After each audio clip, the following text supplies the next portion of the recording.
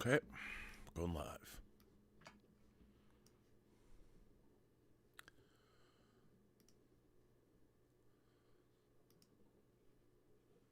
I never thought I would see a KURLAN NAISKOS. From the workshop of the Master of Darkwind Hill. This object is over 12,000 years old. Go ahead. You mean it's complete?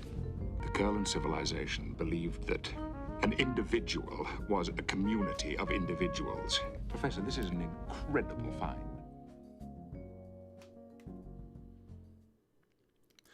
Well, greetings, imagination connoisseurs. Once again, it is I, your Duke of Dope Discourse, your master of fun and wonder, your viceroy of verisimilitude, and of course, your Talmud of Trek, Robert Meyer Burnett, and we have come to it at last. The end. This is episode 10. This is a Picard after show for episode 10, The Last Generation of Picard Season 3. The KURLAN NAISKOS will continue next week, though, with a wrap-up show. I mean, come on, we can't stop milking this. We've been having too much damn fun. But, of course, I don't do these shows alone. Let me introduce you to my partner in crime, my cohort, my fellow changeling, all the way from the digitalbits.com website. Please welcome Mr. Bill Hunt.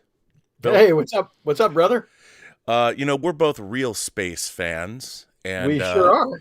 This morning, probably because they knew it was the last episode of Picard, SpaceX they launched a 40-story building today.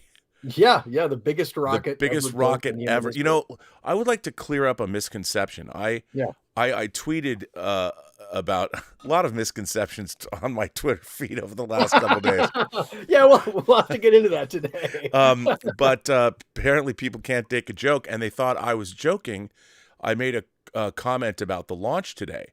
Oh, yeah. And I was just trying to move things over from talking about Star Trek and all the accusations that were being hurled my way. And I think people need to understand that there's a lot being made of the fact this rocket exploded, but they didn't even know it was going to clear the gantry.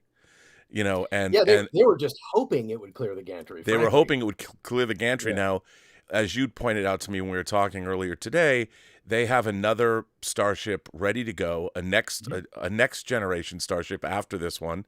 And they're building several more. And with all the telemetry and everything that they learned from this launch, because it did go quite far. And, if you go back and you look at the early days of the Apollo program, they lost a lot of rockets on the pad. Yeah. So the fact that they were able to launch this at all, the first time they tried to put one of these up, it went suborbital.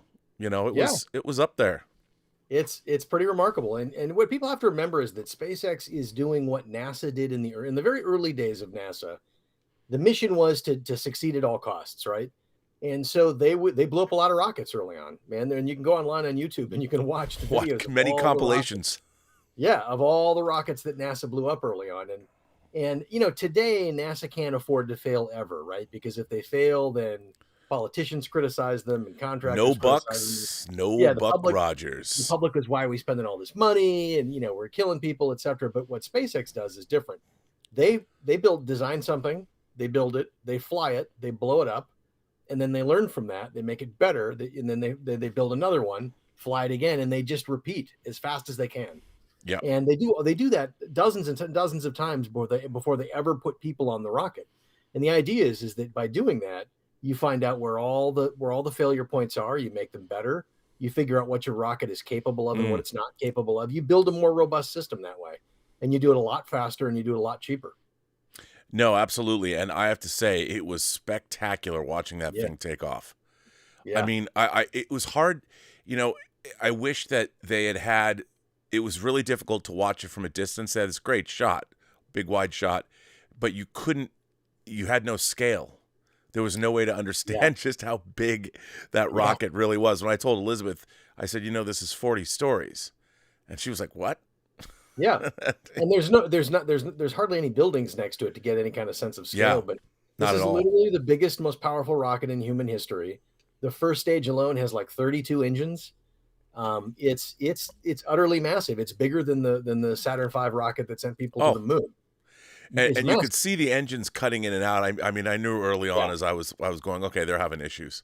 Yeah, But yeah. They lost 3 like right away on takeoff, and then they Yeah. lost a couple more on the way up. And I mean, the fact that it got almost all the way up to staging. I think it hit an altitude of like 30 some miles. Yeah, That's amazing. it's Honestly, amazing. And they had the camera on in the Starship where their engines were. I'm like, if they could only ignite these and get this thing into orbit. But it was a spectacular ending. Yeah, but yeah, and by the way, the ending was deliberate, right? They blew it up on purpose because the rocket started to go out of control, and then they obviously don't want it to hurt anyone. They don't want it to land on anybody, so they blew it up themselves. Yep. But the good news is that they have hundreds and hundreds of sensors all throughout the rocket. Yeah. So they'll get all kinds of information, and they'll learn from it, and they'll modify their existing rockets and redesign the future ones, and they'll be better and stronger and more robust. And I guarantee within a few months they'll launch again. And each launch will come faster and faster until they start nailing it. And that's what they did with the Falcon 9. And I remember 2 days before the Falcon 9 landed for the first time successfully, I remember reading a thread on like Reddit where the NASA engineers were talking about how this will never work. This will never happen. They'll never get it. It's not possible. We tried it 5 years ago or 10 years ago. We couldn't get it to work. Then SpaceX will never get it to work. And 2 days later, they did. And now they just every couple of days they launch another rocket and land it successfully, and then go on and reuse them. Like that would have been considered magic 5 years ago, 10 years ago, and now they do it, a couple, 2-3 times a week, and nobody thinks anything of it. No, it's just astonishing. Yeah, and by the way, this rocket, Starship, is the rocket that eventually is going to take people back to the moon and to Mars. Mm-hmm. It's going to be the Starship part of it is actually going to be the lander that NASA astronauts will transfer to go down to the moon. But then this rocket is designed to go to Mars too. It's huge. I mean, you can live. Yeah. The interior of it is massive. Yeah, yeah. So it's like 2 747s worth of space or some crazy amount of space. Yeah. It's crazy. I mean, it's pretty neat. I was beginning. We live in strange times, Bill. I mean, there's a seemingly endless war in the Ukraine that seems pretty pointless. You've got crazy inflation. You have groups of teenagers marauding through the streets, taking over poor gas stations and looting them. And there's so much wacky stuff going on. But at the same time, there's miraculous stuff going on. Yeah. There's incredible. Really, I mean, I guess you always have to take the good with the bad. And it's amazing. And you have to stop. I think it's important for people to, you can't watch the news every day. No. I mean, I like to, I certainly stay informed, but I mean, if you watch the nightly news, or if you look at what passes for news these days, it's basically just here's a half an hour of like all the worst things that happened in the world today. Yeah. And it's like nobody can process that. I mean, I maintain that the world is not. I mean, we've certainly got its problems, but it seems a lot more depressing and awful when you soak that up every day. Yeah, I'd rather watch amazing things like the SpaceX launch and stuff. No, it was and there is amazing things going on all day, every day if you just look for them. Yeah. And there's a lot of reason to be hopeful, I think. Yeah, I think so too. Although, where's the Swift? Where's the Swift spaceship from Brian the Brain Man? Why don't I have that? Why is 1612 not sending me my Swift? I don't know, man. I've got mine sitting right here. So you have yours. I do. Yeah. Hang on. Let me see if I can't pull it out around my microphone and everything. Hang on just a sec. I've got to unstack all my. Oh, you don't have to do that. I mean, don't make me jealous. I'll see if I can't pull it out here in a sec. But there are wondrous things happening all the time. Amazing. Look, the toys today are better than ever before. Dude, the toys are the Hot Toys Cyborg from Teen Titans Justice League dropped today. I mean, come on, Carnage. There's so much great stuff. I'm building my. There we go. Oh, now I'm going to get all jealous. Wow, that's big. Yeah. Oh man. Yeah. Isn't it beautiful? And then it's got machined aluminum engine belt. Yeah, I need it. I need it to go with my Eagles. Yeah, I know, exactly. And I've got a whole lineup of those behind here too. And then the fuel tanks detach. Wow. With a magnet. I need that. It's pretty cool. It's pretty cool. Yeah. Now, I don't know. I mean, after you've got Eagles, Hawks, and the Swift, I don't know what else you need from Space 1999. No, and I've got, I don't know that there are even any other ships that they could make, really, but because they're too big. Yeah, right. I mean, I'd love the giant entire Dragon's Domain spaceship graveyard, but they're not going to do that. stuff. Right. They're too big. They'd be like Post that out, $1,000 each. I save that for my space battleship Yamato 4.5 feet, 4.5 foot kits. We'll get them I bigger. can't. I mean, see, I've got all these Eagles because I can't. It's not that I can't afford the giant, like massive Enterprises. But I don't have room for them. I gotta get that Eagle from you.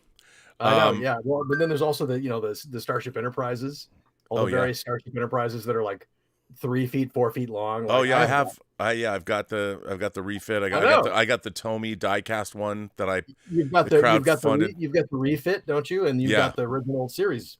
And I've got the Playmobil one that's even bigger than 1/350 scale. There are more Enterprises in here. I can't even you know. I know. And I have to say, I've even sullied my collection. I've got the Discovery Enterprise, the Strange New Worlds Enterprise. I have that. I have J.J. Abrams' horrible, awful Enterprise from 2009. Just, I have an Enterprise fetish. What can I say? I know. The only one I have left is the NX-01 refit. I've got that awesome Eagle Moss, the large version. Oh, yeah. The XL version of the refit. I love that design. Well, something hit the G-spot this week. We got a new Enterprise. Yes, we did. But now let's get into The Last Generation, the last episode of the series finale of Picard. I would ask you, first of all, what were your impressions? I want to talk about the episode itself and then talk about the series as a whole. Yeah. But what were your impressions of The Last Generation? Well, I'll tell you, I was worried that it was going to feel too fast or too rushed. That there wasn't enough time to pay everything off properly. But I think this, obviously this episode was 63 minutes, so 62 and a half, something like that. So it's a little extended. And I think they laid enough groundwork early on that it didn't feel rushed to me at all. It felt like they were able to pay off all the action beats, all the plot beats, but more importantly, all the character stuff. All the characters got their moment, and every major character got an opportunity to contribute to the resolution of the story. And it wasn't some, technical Deus Ex Machina, Deus Ex Machina, right? It wasn't like, Geordi like rejiggered the deflector dish to send out a, Virtuon beam or something like that, right? It was human relationships. It was Picard going aboard the Borg cube and entering the collective to reach his son. I thought it was pretty wonderful, man. And certainly the action of this film, or I say film because it feels very much like a film, right? This whole season has felt like a film. Yeah, very much so. And the action is at a scale bigger than anything we saw in the feature films, bigger than any of the feature films. Honestly, the Next Generation and the original series, the scale of this was so much bigger and more cinematic. And I loved it, man. I mean, like anything else, that they're sort of, you could nitpick it, and it's not perfect. But I never thought we would get Star Trek like this again.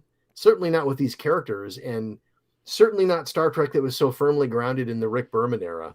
But taking the best of what made the Rick Berman era so good in the original Roddenberry era, taking the best of what made that good, but combining it with the sort of modern storytelling, sensibilities, the serialized storytelling, the faster pace, the things you can do now on a serialized drama that you just couldn't do in the 1990s because every episode had to be kind of self-contained.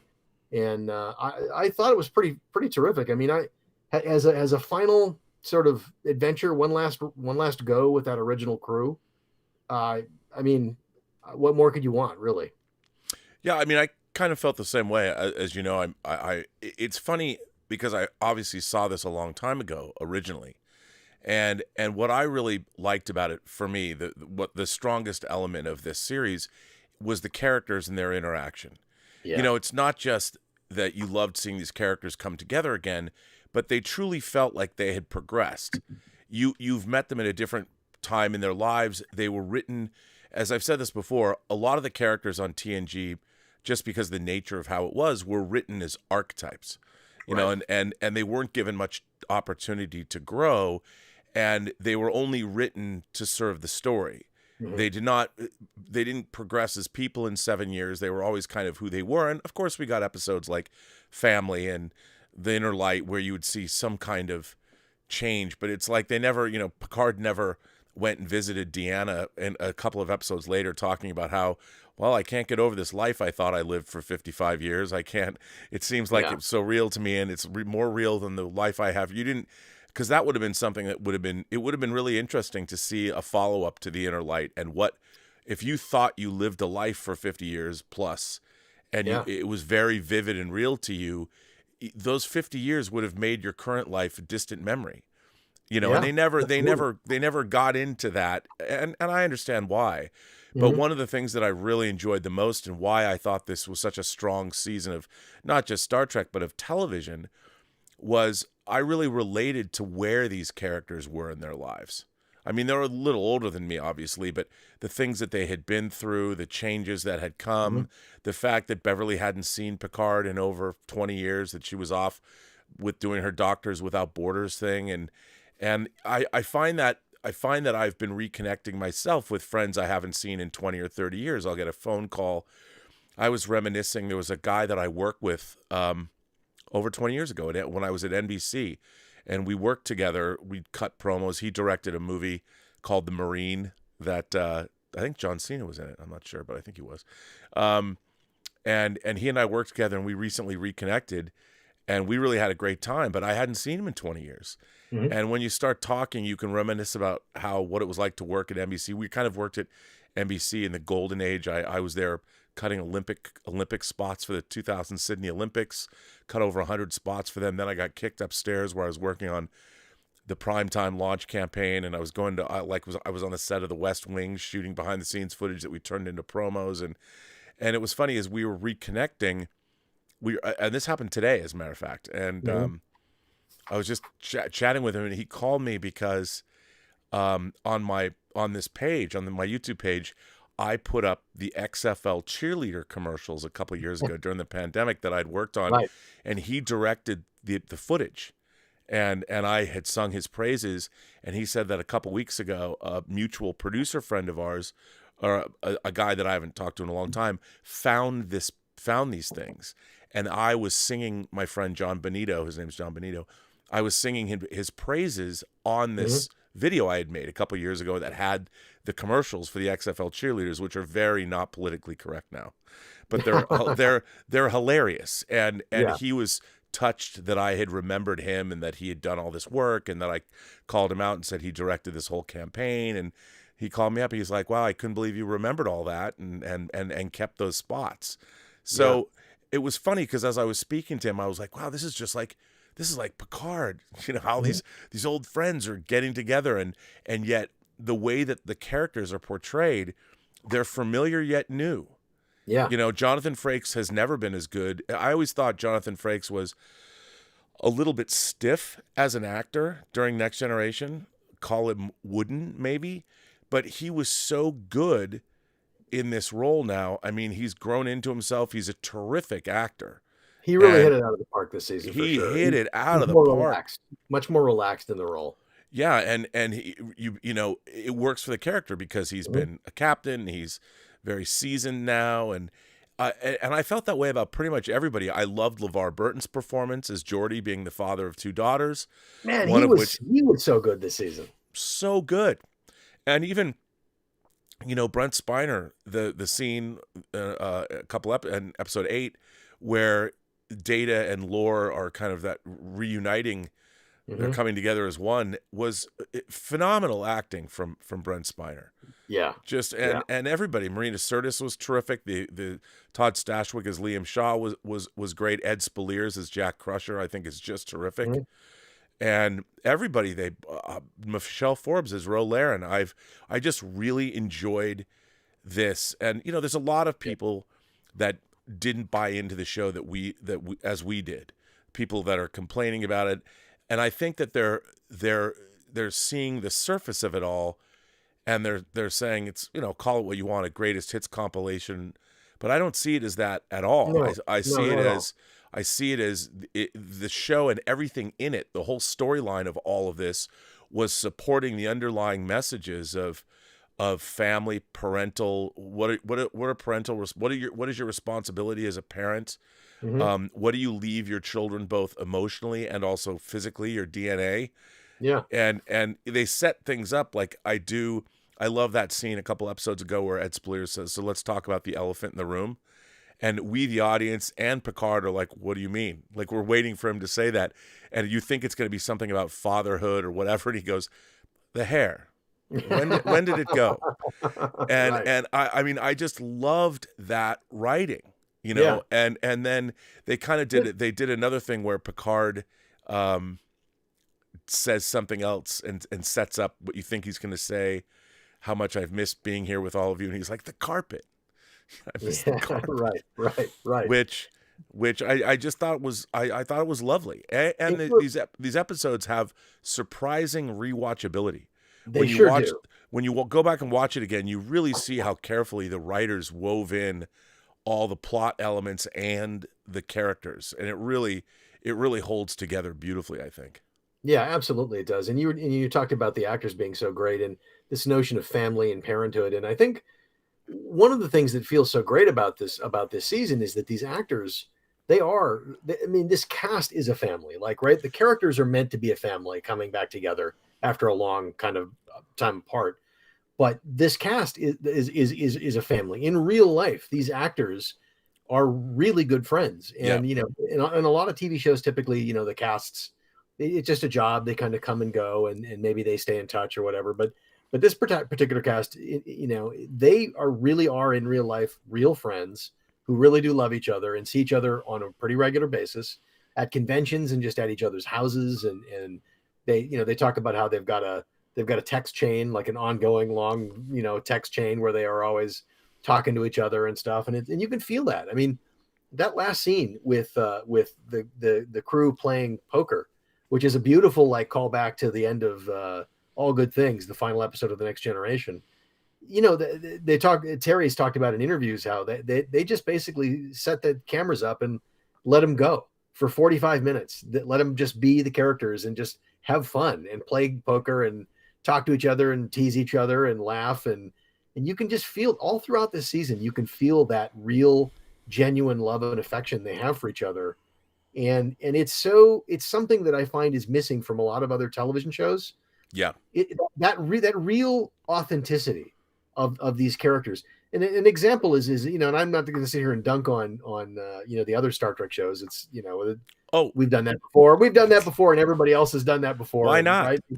Well, but the thing of it is if you can think about those characters on Discovery and the characters on Strange New Worlds, who, you know, some people have warmed up to them, but a lot of people haven't. But then you think about the bridge characters on this season of Picard alone, the Titan bridge characters who didn't have huge parts, but people fell in love with those characters really quickly. They're great. And it's because they're authentic and they're competent, and they're just, you know, they're not, you know, sitting there bragging about how great a pilot they are or anything like that. They just seem like good people doing a good job and standing up for what they believe in and contributing to the mission. And there's something about that human authenticity that I think really like just powers this entire season.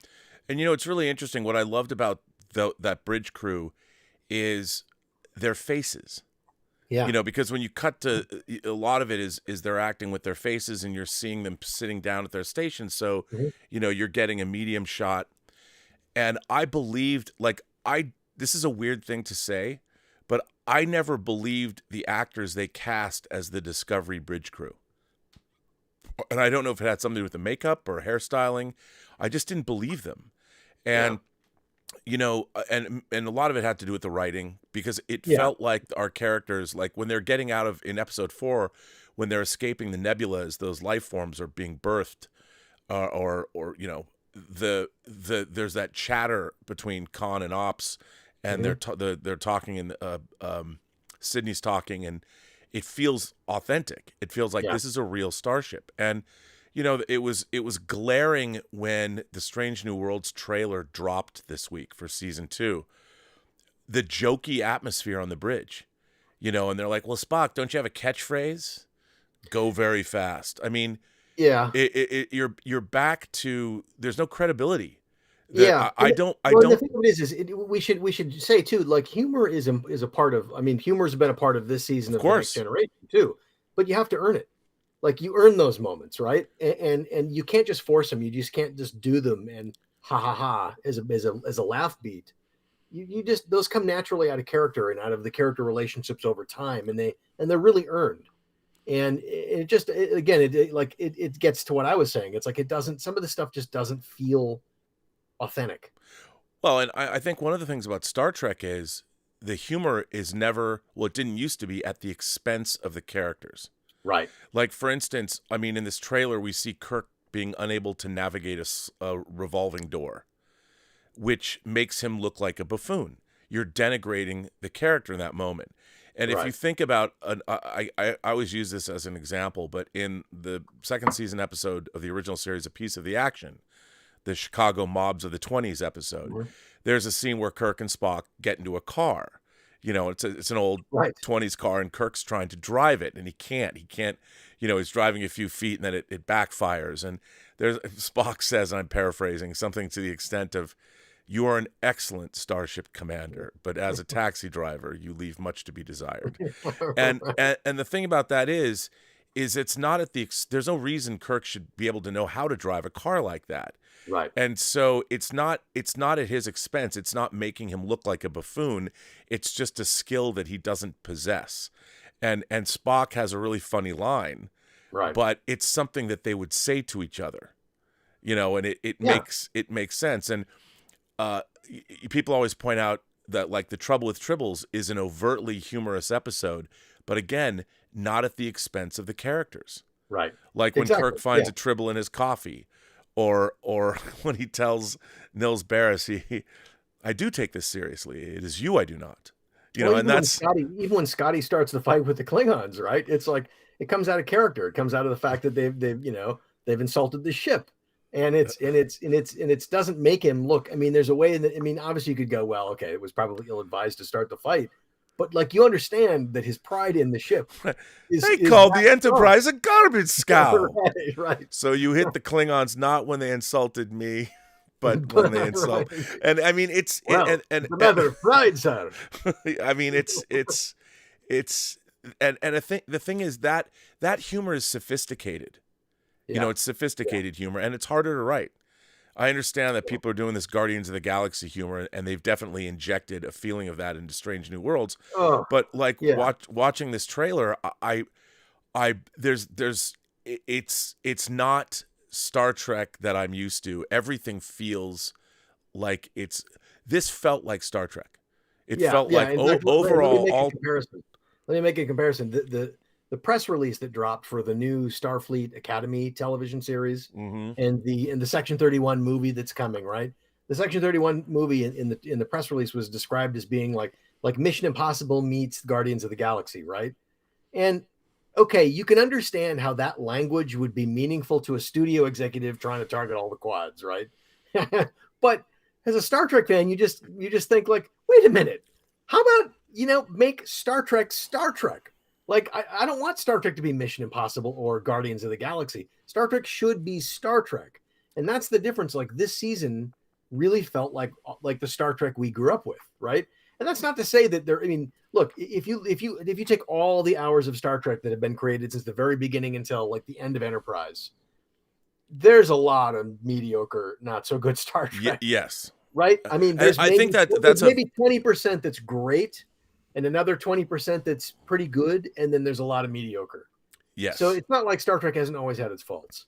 And that's I was going to say that people think that, like, I don't see Star Trek as this sacrosanct thing. I mean, to me, like, the original series is 75% good to great, but TNG was only about 25% good to great.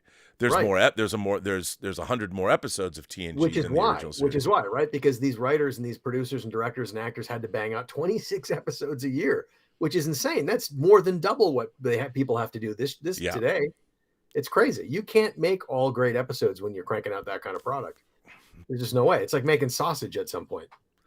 And that's why when you think back to what TNG was, and you think back to what they were able to do on this show, this show had a pretty high level of excellence. I mean, a lot of people might not have.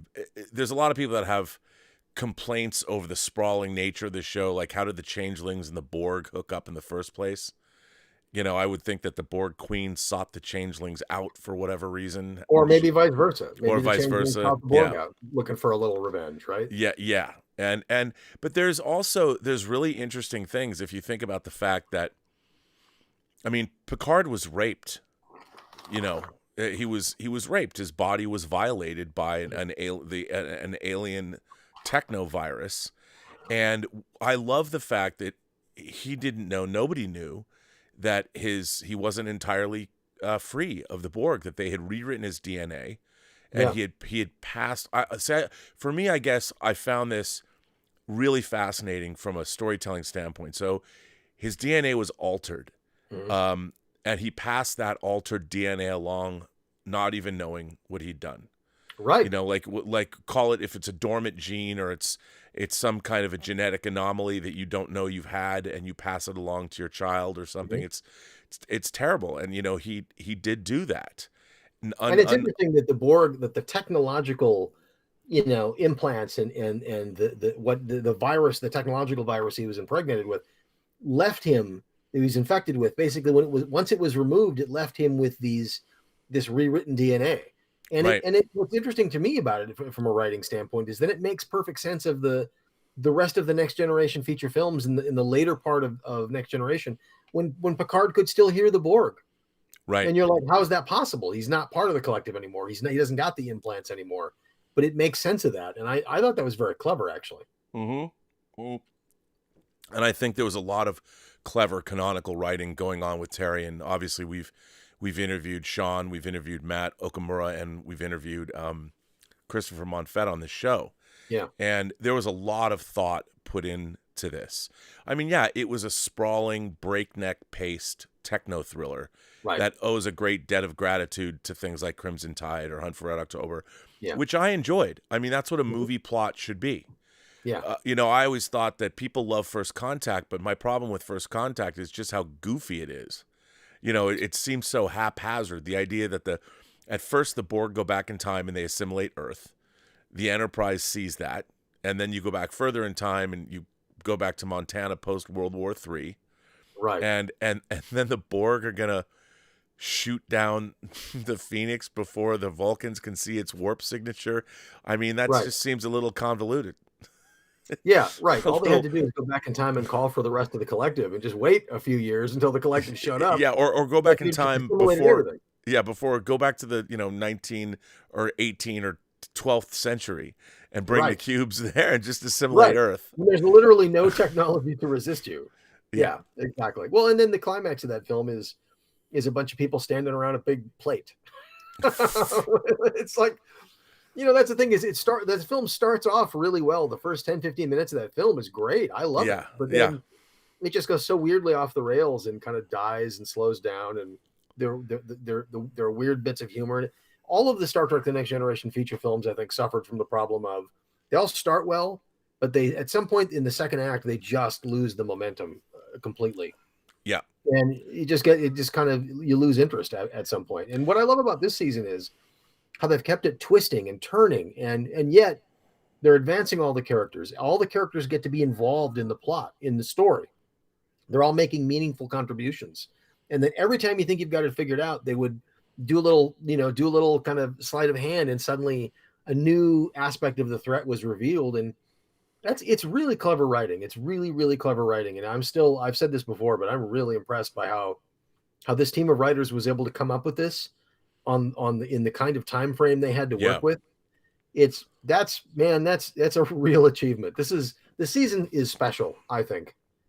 It feels special to me, and it feels to me like I would go so far as to say I think it's the best single season of Star Trek we've ever seen. I wouldn't go that far. I might. I mean, name a season you think would be better. Well, no, I was going to say that I think the first or second season, there's an argument to be made that the first and second season of the original series are pretty damn great. Yeah, you're right. Yeah, but this is different in the sense that we have one long story here, and I think that for the most part, all 10 episodes really served to tell a cohesive story. And Right. the only overall criticism that I would make about this season is there's a lot of details that I wish that they could have added. And Terry knows this, that, like when was the moment Vadic and the Borg Queen hatched this plan? Yeah. Like I would like, and we know that because of at the end of Voyager, the poor Borg Queen is, she's basically like a crazy cat lady with her decomposing drones in her. I mean, that it's in such bad shape. It's and she looks the poor woman looks terrible, and which I like, but I wish they would have sort of leaned into the fact that this is some like Howard Hughes Borg Queen that's hatching this plan as like her last ditch effort because she's basically she's withering away and dying. She's not. There's no strength here. This cockamamie plot that they've cooked up is all she's got left, and it's kind of sad and pathetic. And I wish we could have spent more time with her, And I think that's the thing is, I think if this team of writers had 3 seasons, the full 3 seasons to play with, a lot of the stuff they could have layered in early on, right? In the same way they layered stuff in all throughout the season. So all of that connective tissue could have been planted much earlier. And it would have all made sense, I think, in a larger, when you look at the overall picture, it would have made sense.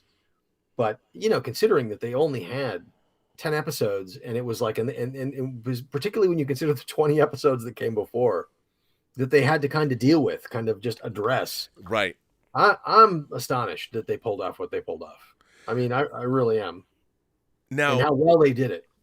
Yeah, I think so too. Now, there's a lot of people online that have been discussing the fact that I was looking at this thread just right before we went on the show, and there's a guy, an old time Trek fan, who's saying that there's no allegory here, that they weren't really dealing with any issues at all, and to me, the issues they were dealing with was the characters themselves and their relationships and who they were and what they meant to each other and what they meant to themselves. Right. But at the same time, I mean, you could look at it as here's a young group of under 25s that are co-opted into the collective, and basically they're victims of groupthink. You could certainly make those links, whether they're intentional or not. But I mean, the way I think of it is, because there's also been a lot of criticisms or some anyway, that this season is all fan service. It's all fan service. It's all, quote unquote member berries and all that stuff. You know what? If I never hear that term, it'll be soon. It'll be not soon enough. Yeah. Fan service and member berries is lazy. It's lazy terminology. I also don't think that when you're dealing with legacy characters, there's nothing wrong with like I always talk about The Color of Money. How I love The Color of Money because you meet Fast Eddie Felson, who was first seen in The Hustler in the 60s, comes back in Scorsese's adaptation of the second book in that series that Walter Tevis wrote. No one says The Color of Money is full of member berries. Right. Even though, because they haven't seen The Hustler. Right. And it's a very new idea. Yeah. But here's the thing about it. I mean, the moment this season was clearly about bringing those characters back, all those characters back together, and giving them one last mission and one last hurrah. And, by the strictest definition of the idea of fan service and member berries, like you could say the whole season is that, right? Sure. I mean, I reject I reject the terms really, because I think they're way overused and a lot of people use them and don't really fully appreciate what they mean by that.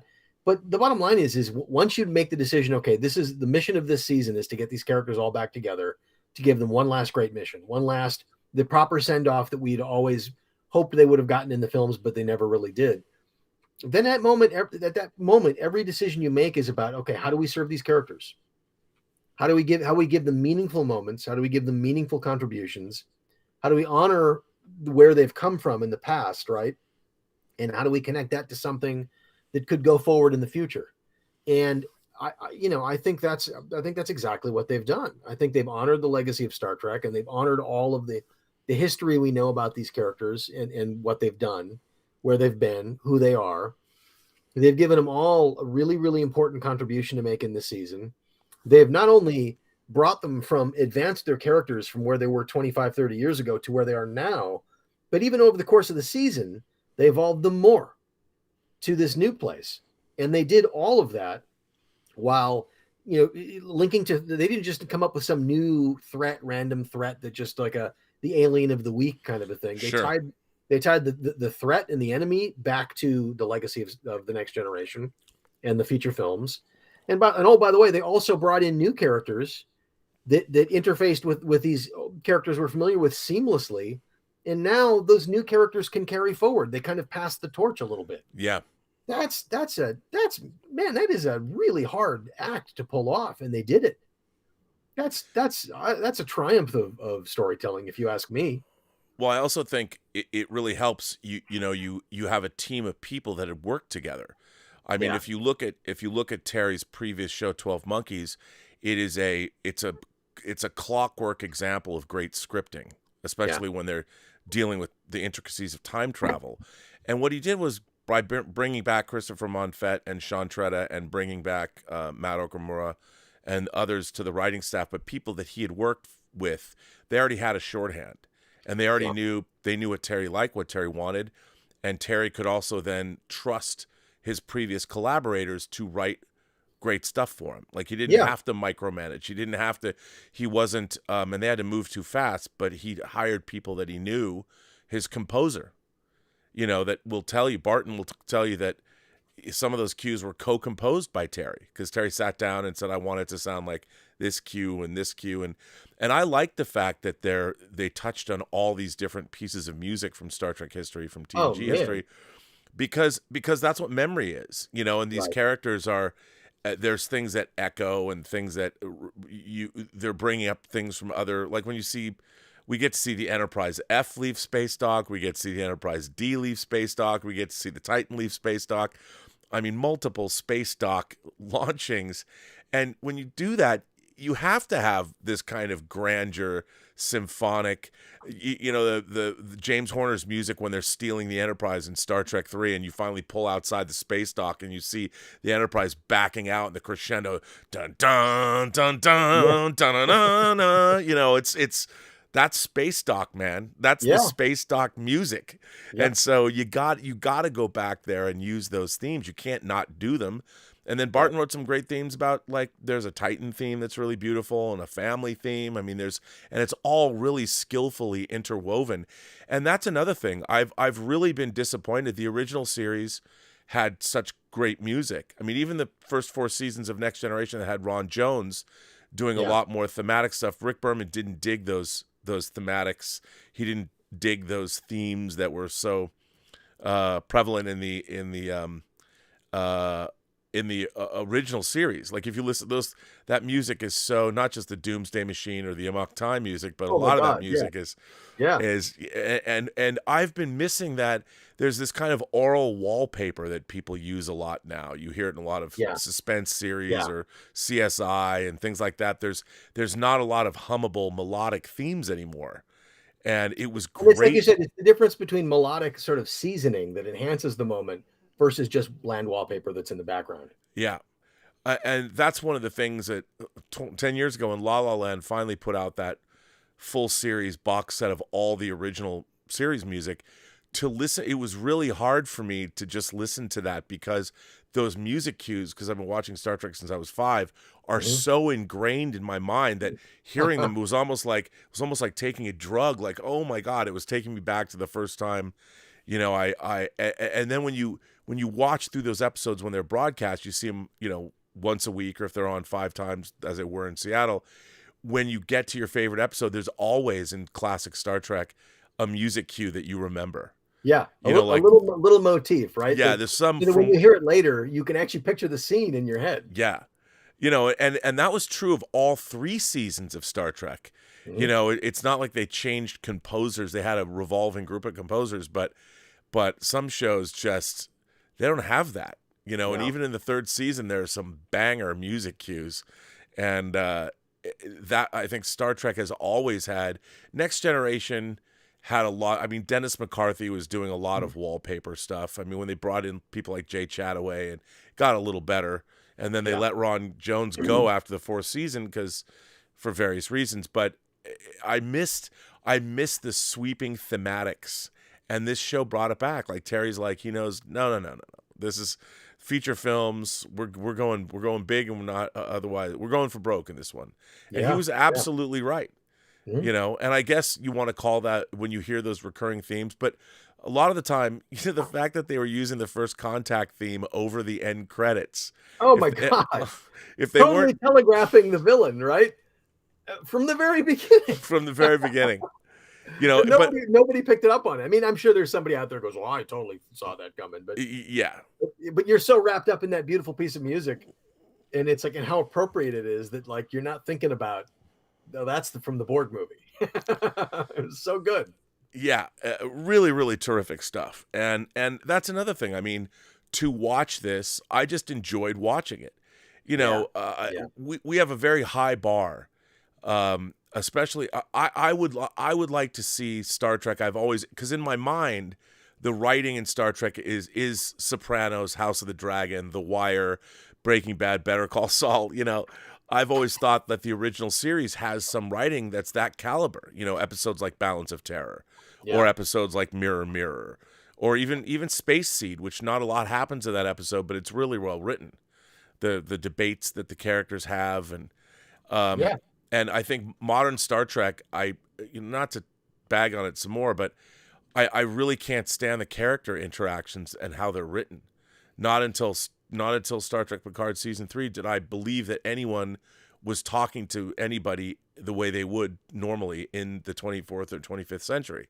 Right. I'm like, these people wouldn't act this way. When I watch Discovery, it's hard for me to watch because the way it's written, there is no sense of military decorum. There is no sense, like, people are talking to each other on the bridge, that nobody in that environment would ever speak that way to them. Yeah. It's a way you just don't speak in a professional environment. No. Especially not one where there's discipline and where everybody's lives are depending on everyone else and everyone else's performance. And it's just this weird casual like thing that they're kind of going for. And I get that it's probably speaks to younger, modern, current audience, young audiences, but it doesn't feel like it doesn't feel right. It doesn't feel like it should, because in the real world, that's not how people are in a professional environment. And for me, it's that, I bang on about verisimilitude all the time, but that's one of the problems when I'm watching a show like this. Yeah. I don't believe it. And I believed, like, the conversation that RoLahren and Picard had was a terrific conversation. You know, and you realize, like, Patrick Stewart, you've never seen him seethe with, Picard is seething with anger. 30 years ago, I was your mentor, man. I would have given you the world. You earned my trust. And probably in Picard's mind, that was one of his greatest failures, was RoLahren betraying him at the end of Preemptive Strike, the penultimate episode of TNG's series. And to see that happen again, and to see the writers tackle that conversation between the two of them, and that serves multiple. We talked about it. On one hand, they're sizing each other up to see if they're changelings or not, but on the other hand, it gets into real emotional and earned emotional territory that I really enjoyed as a viewer, and as a Star Trek fan, I'm like, more of this, please. Yeah, absolutely right. And it's interesting that you mentioned that it's the penultimate episode of The Next Generation. This is right before All Good Things, when that stuff went down, right? Yeah, it was the last really normal episode before your big finale, and that's how the show ended. So the fact that they would bring her back and lean into that to define more of who Picard is today, that's why the show is really good. And I think a lot of people that are dismissing, being very dismissive of this show, or saying that it's not for them. It doesn't have to be for them. I'm not saying they have to like something, but I think a lot of people are missing that, because Star Trek is an action-adventure, allegorical sci-fi show, and people, if you look at it, it wasn't necessarily deep, but Star Trek was an anthology. It was different every week. Sometimes you got a romantic story. Sometimes you got a war story. I was saying this earlier, but Star Trek is an anthology show with recurring characters, basically. Yeah. And the thing of it is, if in a perfect world, they would have been doing that kind of thing from the start on Picard. And if they had more seasons, the next season would be a little different, right? The next season might be about discovery. It might be about high concept ideas or whatever it might be, right? And you can do that. But with just 10 episodes, I think they used that time to maximum effect. And I think that's important. I do too.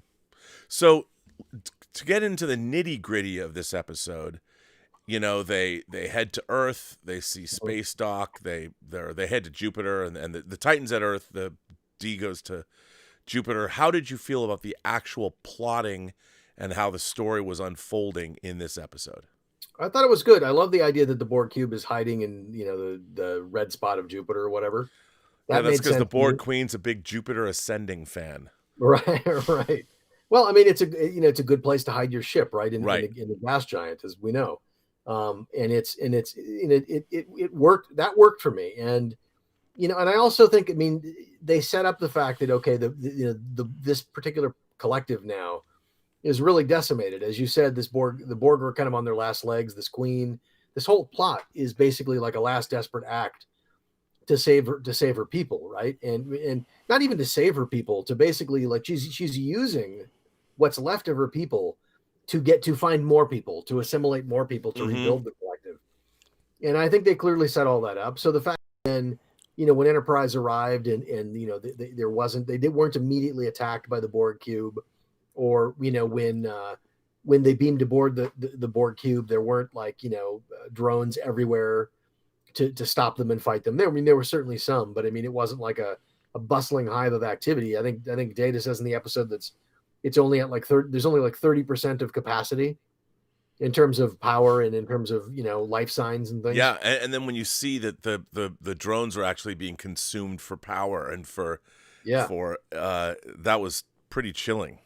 Yeah, it was chilling. And I mean, and it really gave a different vibe to all of the scenes on the Borg cube than I think we've ever seen before, right? Yeah. Because we've seen it before where they beam aboard and they're ignored and it's efficient and everything is sort of bustling and the Borg are just going about their mindless, you know, routine. But to go aboard and to see that the Borg themselves are just dying, it's not just a hive, it's a tomb. Right. That really gave a very different vibe, I think, to the Borg encounter this season. I like that. And then I think I did too. You know, again, then you've got each of the characters. I love that moment where it's obviously Riker and Picard and Worf going aboard the Borg cube, and, you know, and I love that moment where Picard says, "I can't be your captain anymore. Right now, I have to go be a father." I mean, that was great stuff. Yeah. You know, and what's interesting is he's now become a Nepo baby. He's the new Locutus. You know, Vox is the new Locutus or whatever. Yeah. And it's horrifying that Picard passed this down to his son. Right. I mean, the thing that he would probably most want his son to never have to deal with, never have to experience, has happened to him. Yeah. You know, And it's, what I love about that is I love that moment when Picard is trying to free Jack and he's talking with the Borg Queen, and the Borg Queen is kind of taunting him and you know, trying to provoke him and trying to stoke his fears, right? And Picard just says, you know, fuck it, and I'm not going to be afraid anymore. And he just starts ripping the cords out, the network connections out of Jack, and then he does, I'm not going to run anymore, and he puts the thing in his own head, and I love that. That's an important moment for that character, because the Borg and what happened to him at Wolf 359 have haunted this character for decades. And not only that, even before that, in Q Who, you know, when Q almost as a joke whisks the Enterprise away, and the Borg carved out like 8 decks, and people died in that first encounter. Poor souls under his command, as that section of that chunk of the saucer section is just lifted out into space, and people got cored like an apple. Yeah, and people died, and that's because Q is just like, well, I'm going to show you you're not ready. Yeah. But the interesting thing is you can make an argument then. I mean, obviously that turned out very badly for Picard and the Enterprise, but you could make a real argument that if Q hadn't done that, they wouldn't have been even nearly as prepared as they were for when the Borg showed up at Wolf 359, right? And obviously that didn't go well either, but at least they were thinking about it. At least they were trying to be prepared and trying to muster their forces to be ready for the Borg when the Borg showed up. So if Q hadn't done that, as horrible as it was, the Federation might have just collapsed right there. Right, absolutely. And you know, all the different iterations of the Borg. I mean, I was saying this on the Popcast show. to me, the Borg belonged to TNG, and Yeah. Voyager co-opted the Borg, co-opted the Borg Queen, co-opted the Borg, the species, what, 8472, whatever, Yeah. the Yeah. guys from fluidic space. The Right. Borg were, I mean, the Borg had all this Unimatrix Zero, all these new mythologies were created during the 7th season run of Voyager that I always felt like, well, that's not fair. I mean, I know Brandon came over and all that, but it always seemed like you can't, the Borg are TNG's purview. Yeah. And, Yeah. And I think one of the problems that Star Trek had after Post and the Next Generation is that it was a lot of the same writers who were working on this stuff. And so I think, especially when they got, once they did All Good Things, Ron Moore and Brendan Braga did All Good Things. I mean, they really laid their heart out on the table and laid everything they had out into that script. And then it's like, okay, come back and let's make a film. right. I mean, I think those guys were just burnt out. I think they were all burnt out, and I think they were kind of out of ideas. And it would have been good had there been kind of more new blood coming in through there to do that. So yeah, because Voyager should have had its own great enemy. Right. And I don't think we needed to see the Borg on Enterprise. Like, that was silly. No, it was. I mean, it's not a terrible episode, but they kept No. the Borg. The Borg are, and they, in order to make them really compelling villains, they had to add the Borg Queen. They had to give it a face. Right. And I always thought that was a mistake too. I did too. But at the end of the day, I mean, the Borg Queen got old. And I thought that was really interesting. The Borg Queen is that crazy old lady that lives with her 10 cats in her tomb of a house. She's unmarried. She's slowly going crazy and stewing in her own juices. And so in a way, the Borg Queen was the character that we didn't get to see interact with these people, but she was one of them.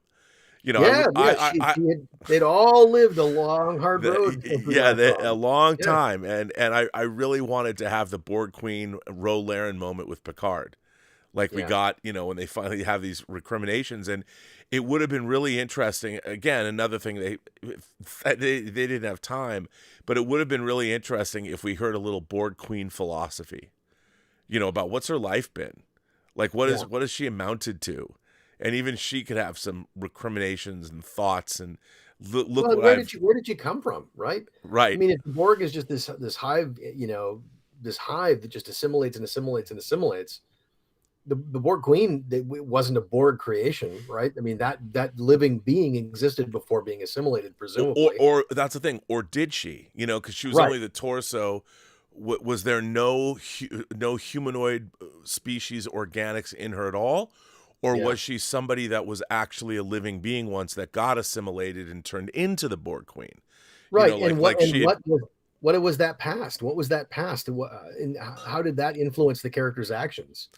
Would have been interesting to you touch on a little of that. Yeah, I mean, I don't know if it's funny. I remember, like in Hellraiser, is it Hellraiser 2, where you find the origin of Pinhead? Like he was this British Army officer, and you see the creation of Pinhead. Right. It might have been interesting, like they had those flashbacks in Picard. It would have been interesting if they did a flashback and gave us a Borg Queen origin story. Yeah, because you don't want to see everything, and you don't want to just have it explained to you. But in that difficult moment where they're facing off with each other and the stakes are that high, a little bit of something like that might have you might have actually pitied that character a little bit. As horrible as they are, you might have actually pitied them a little. Yeah, and you like maybe she was like Lydia Tarr from the movie Tar. Yeah, Okay, and she had a lot of hubris, and bring it back around to sheer fucking hubris when you find out the person, like maybe she was. What if it was Lydia Tarr? Like, just assume that the Borg Queen was someone like Lydia Tarr, who in her own life had this tremendous fall from grace, and now she's conducting video game scores for people dressed up as their favorite game characters. That's her fate. Yeah. And what if that was the Borg Queen? Like she was a successful career woman somewhere, maybe some kind of a starshipping magnate running a multi-planet company, and she was at the top of her game, and she was like, I don't know, on some inaugural starship for her company, showing how it's done and presiding and giving a speech, and somebody wanders into Borg space, they find a cube, and the whole thing gets assimilated, and our poor girl they take her to use as the example of how we're going to make a Borg Queen. She's Ripley from Alien and Aliens if Ripley doesn't survive, right? Right, Like yeah.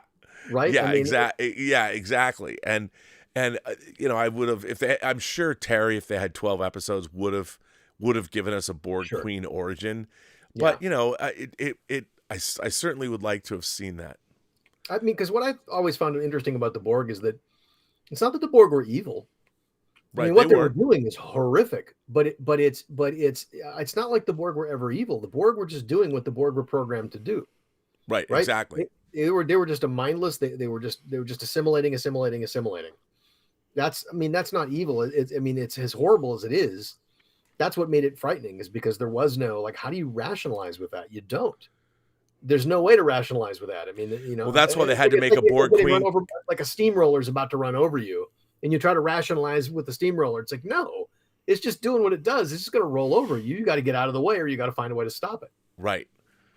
And it would have been, I don't know, I think it would have been it would have been interesting to see, though, that happen. But again, that would just go further towards humanizing the Borg, which is something that I've always, the Borg have never been scarier than they were in Q-Who.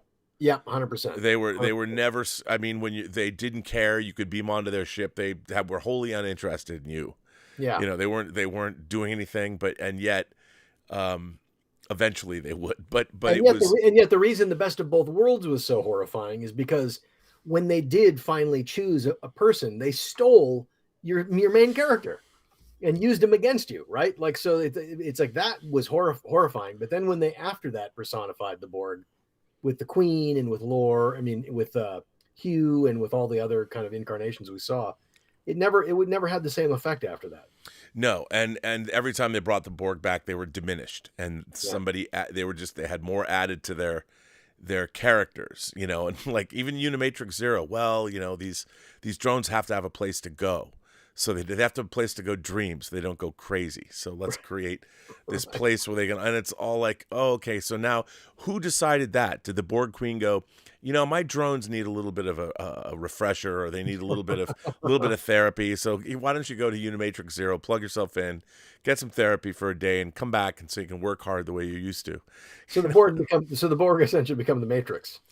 Yes, and that wouldn't have been good either. Yeah. But they did kind of do that in Voyager.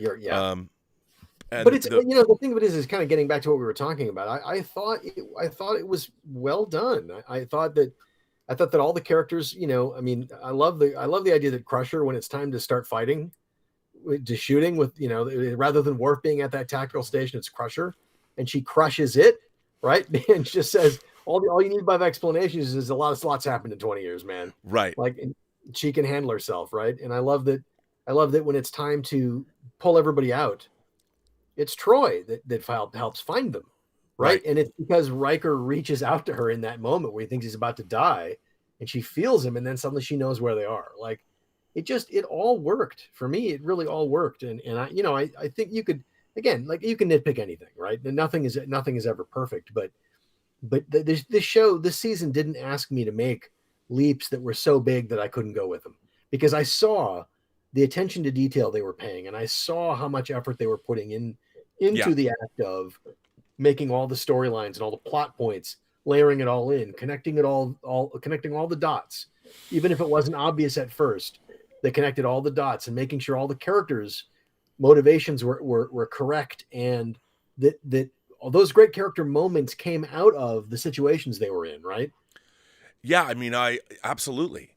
And that's one of the things that I really enjoyed about the show, and how everything related back to our characters in some way, shape, or form.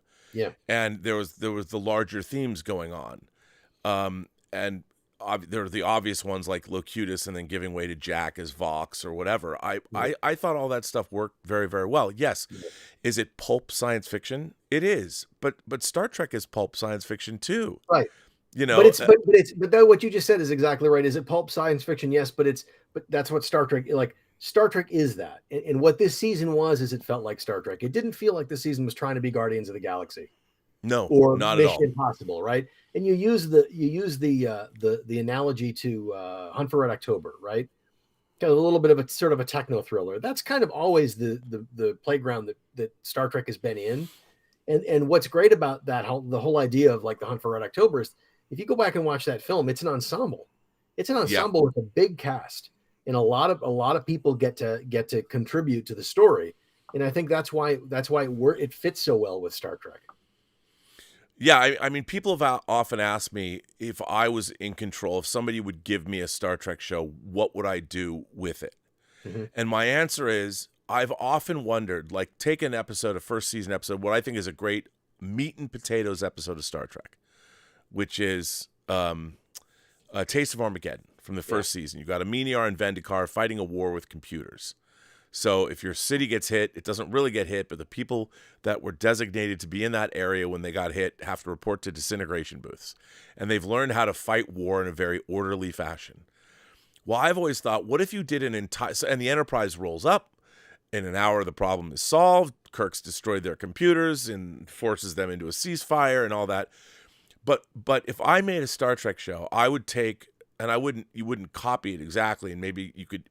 You would come up with a situation like in Taste of Armageddon, where you have two warring planets fighting. And instead of ending this episode and Kirk's blowing up the computers at the end of an hour, what if you spent 10 hours on this mission? 10 episodes where the Enterprise is having to deal with this fact, and like they're on a Meyer, but they have to go to Vendikar and meet the leadership there. Right. And they're like way different than the people on a Meyer are, so they're not easy to deal with or whatever.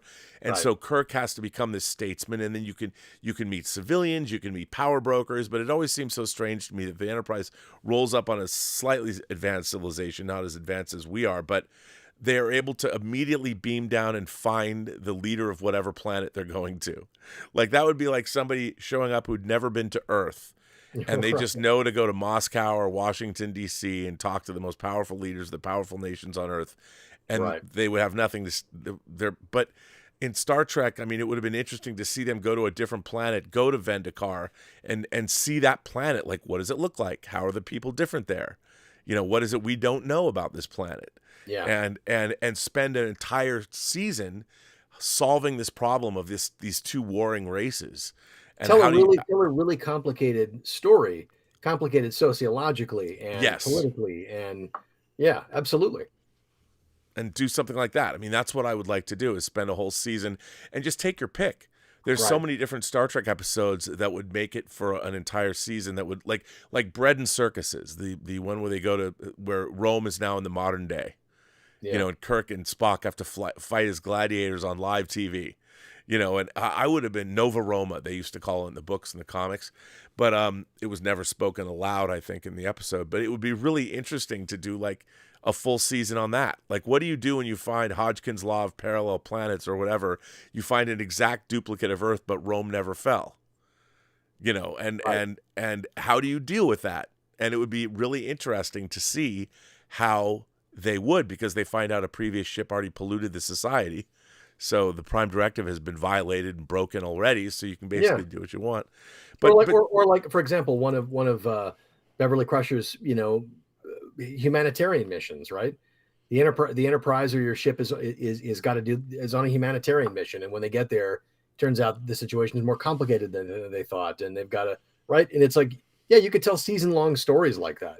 Yeah, and the fact that it's not that people don't like serialized Star Trek, they just don't like bad serialized Star Trek. Yeah. And like anything, you give people great stories, they'll show up for you. Right. So we have a bunch of people who want to jump in on this conversation. Let's do it. Is there anything else we want to say about this episode before we get to questions, in terms of plotting, in terms of all of the other any of the other stuff in the episode? Well, I mean, I just found it was just fun. Yeah. I thought it was a big. I liked that it was taken care of quickly. It wasn't drawn out, and then you did get to see, of course, the end. I'll tell you a funny story. When I first saw the 3 episodes, of the 3 times I saw the episodes all the way through, when I first saw the 10th episode, there was a joke in it that was cut out because Patrick Stewart didn't think it was appropriate. What was the joke? And it was on the heels of when Data is saying his limerick. There once was a girl from Venus, Yeah. and they stop him. In the original cut, when they stop him, Worf is thinking about this. He's thinking about this, and he just says, penis. And it was Worf saying the word, penis, finishing what Data was about to say for the limerick. And Patrick Stewart said to Terry that he didn't think it was appropriate to have a dick joke here at the end. And he might have been right. But the interesting thing is Patrick Stewart was interviewed by the LA Times today, I want to say, on this exact note. And he talked about how the fact that the original ending of the episode was something else that just involved his character. And and they didn't get to shoot it because it was like at the last minute or whatever. They had to cut it, and they figured they could do it later. Well, it was something he wanted added. Yeah. And what he wanted to be seen with a hot girl. And I think I remember hearing like that he wanted to get a hot actress or somebody, and it's shown that maybe he's on a ship or maybe he's back at Chateau Picard, and he's leading the life. Yeah. But and I understand that from Patrick Stewart's perspective because the show's called Picard. Yeah. And basically the ending is a replay of all good things. But I think that wouldn't have worked within the context of the show. And that was something Terry was very aware of and knew. And obviously it would have been just expensive to go out, and it wasn't worth it. But Stewart even said at the end of this interview that he said, I was really against the ending the way it is until I finally saw it yesterday, he said. And he said, he basically admitted that he cried, and he called for his wife and hugged her because it really made him emotional seeing the ending the way it was. And he said, Terry was right. That's exactly right. The only question I had at the end of this was, I kept wondering, like, is poor Lara still sitting in that bar on that planet that he talks about in the first half? Like, I kind of wanted to just bring her back in or something. Like, I mean, I really like that actress, and I like the character. Yeah, I like the character, and she was great in the beginning of the season talking with Picard. But that would have been. But again, how would you have done that? Meanwhile, I think you could have just done basically you cut after they drop Jack off on the Enterprise, right? The new Enterprise G. There's just a scene where you see Laris sitting at a bar and she's sitting there and suddenly she hears the end of The Dark Knight Rises, right, or something. Where she hears a piece of music, right, that like she knows Picard loves, and then she just looks and smiles, and maybe Picard's in the doorway or so. You didn't have to do much, but like there would have been something that would have circled back to that character. I felt like that was an unfinished piece. No, I agree, because especially again, I thought that in that one scene at the beginning of episode 1 of this season, when they have that conversation, she's never been better. I really liked her in this, and you're like, well, they could have a future together,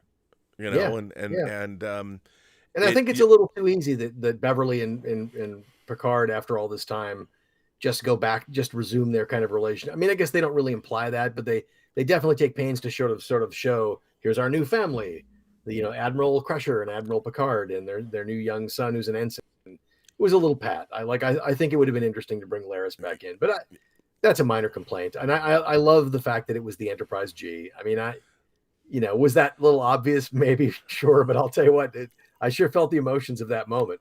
See, I felt the emotions of the moment too. I love seeing 7 of 9 being a captain. Look, Stashwick killing it again, bringing him back, and calling her 7 of 9, recommending her. That was lovely. That was lovely. It was great. And with Tuvok and all that, it was, and I love how she's not going to doing it. No, I'm not going to do this. And Tuvok's like, well, look, why don't you just take a look at this? Yeah. And there are other things too. I think that some people, and it just drives me crazy, but I understand, like, so did the changelings kill all the people that they assimilated? And if they didn't, where do they put them?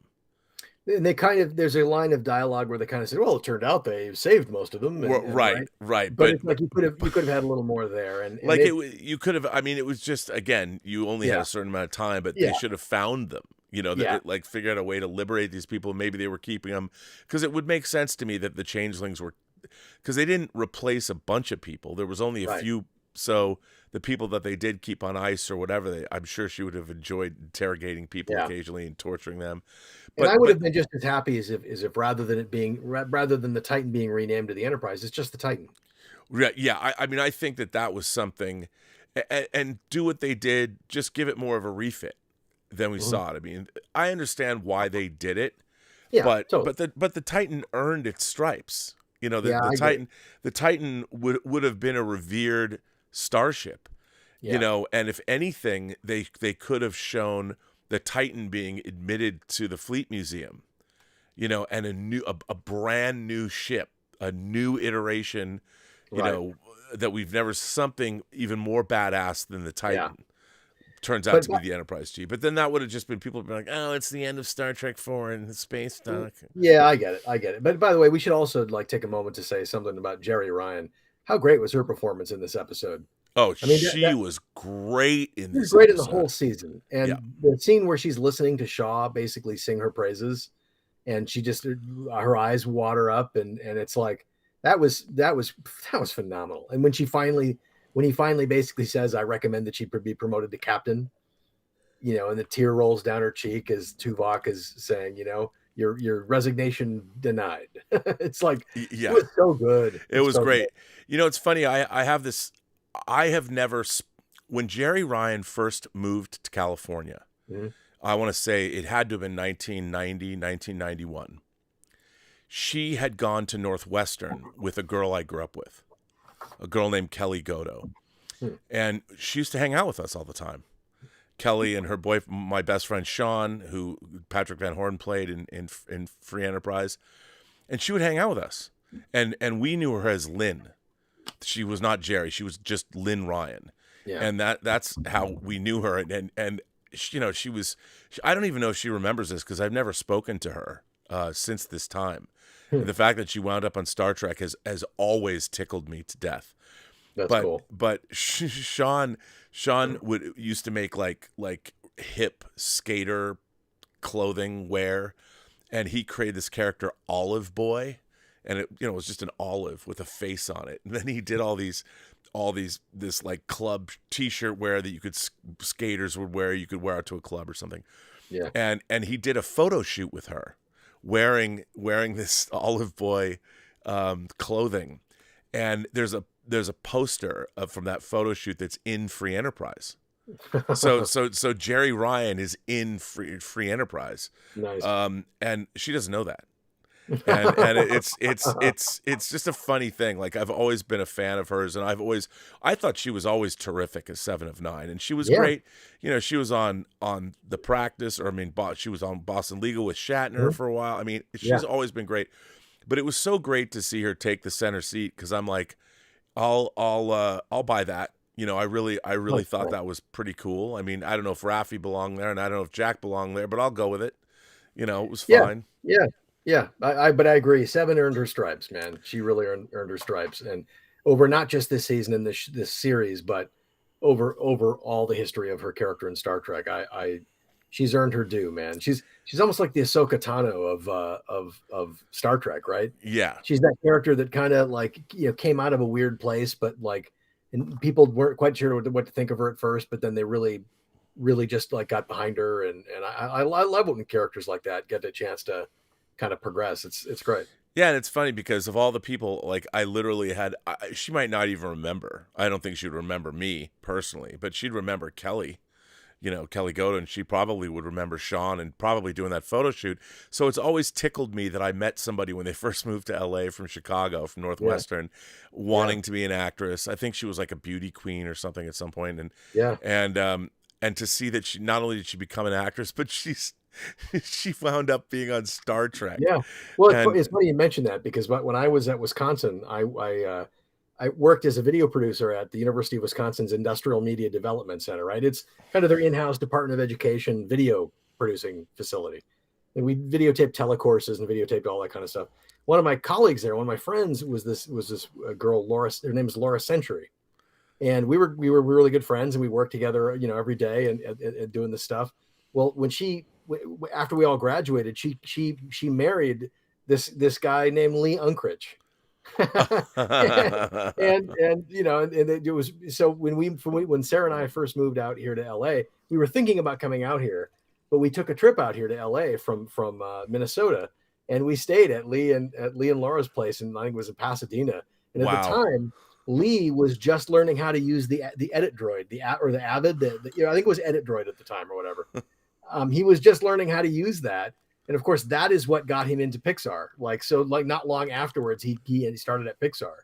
But it's like, you know, it's like I've known, you know, we've known. I mean, we don't see them very often anymore, but I knew them really well. And I mean, you know, Lee's gone on to direct all these great Pixar films, and Toy Story films, and it's like, you know, it's pretty cool. It's a small world, you realize, this industry. No, you totally do. It's funny, and to see her, Sean has passed away, but he would have been just tickled that 7 of 9 now is commanding the Enterprise. Yeah. Or a Enterprise. It's very cool. It's very funny. So very cool. Let's answer some questions, man. Yeah, a lot of people have been firing questions. Julio Scissors says the season was 8 out of 10. The finale was 6 out of 10. A bit contrived, and it suffered from part 2-itis. I don't know. I mean, Look, I think you really have to see those last 2 episodes as a feature film. Yeah. I really think you can't. I mean, they don't play as well together as they do when you watch them back to back. I think it's a much more complete experience watching them that way. And by the way, let me just say, what a great name, Julio Scissors. Yeah, Julio Scissors is a great name. Good. Let's see. This is Mo Zizlak, gifted 5 Burnett Work memberships. So thank you, Mo. For those of you who don't know, we've got a lot of new members, a lot of new subscribers. If you're a member of the channel, every other week we have a member call, which lasts hours, you know, and it's a lot of fun where I just shoot the shit with you guys. You can see what they look like on the channel, but it's a lot of fun. So Mo, thank you for that. Our friend 200 Watt Studio says, I loved episode 10. Great series. Thank you, Rob. Well, I mean, I can't take any credit for it. I mean, you know. No, but you called it, man. You were the first person to go out there in the world and say, hey, this is going to be something special. Well, I remember the day. I remember the day. You were the first person I called. I know. And you know, were right. It was funny because there's not anybody that knows and loves Star Trek as much. I mean, I probably could have called Altman or something, or Darren Doctorman, but I wanted to call you because we'd worked on making a Star Trek show together. Right. And there was a lot of things in it that you would recognize, like throwing a ship. You know? Right. Exactly. I mean, yeah, it was great. I was so thrilled to see that used in a thing. That's such a great idea, and it's like that. You know, why hasn't somebody done that? It was great. I mean, I have the sequence right here. You can play it again. It was so good. Yeah, but I remember when you said that, like, because I've known you long enough to trust you. I know you know your Star Trek, and I know it's like we park our shuttlecraft in the same shuttle bay, as you say. Well, I mean, that was the thing. The first time I watched this, I actually the first time I saw it in 2 chunks. I saw it the first 5 episodes, and then the next week I saw the next 5 episodes. Yeah. And I was, you know, the end of my first chunk was the 5th episode with RoLahren, and I just couldn't believe it. I was really like, how under the Kurtzman era of Trek and the way dialogue is and the way characters talk to one another, I was really like, how is this possible? Not only that, but how did they keep it secret? How did all of this stuff how did they manage to keep all of this stuff secret? Let me just say, too, and everyone accuses me on the John Campea show of having a big mouth and spoilers.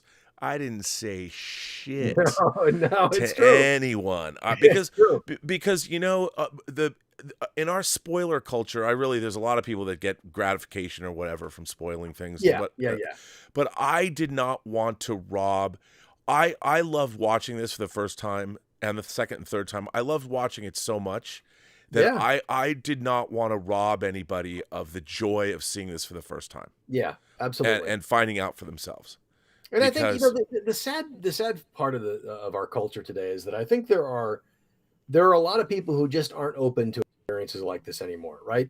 They're kind of, especially people who are online personalities. There's a certain sort of percentage of them that just seems to have made hating everything their persona, right? Like, everything's terrible, and I hate Kathy Kennedy, and hate George Lucas, and hate, whoever, Alex Kurtzman and whatever.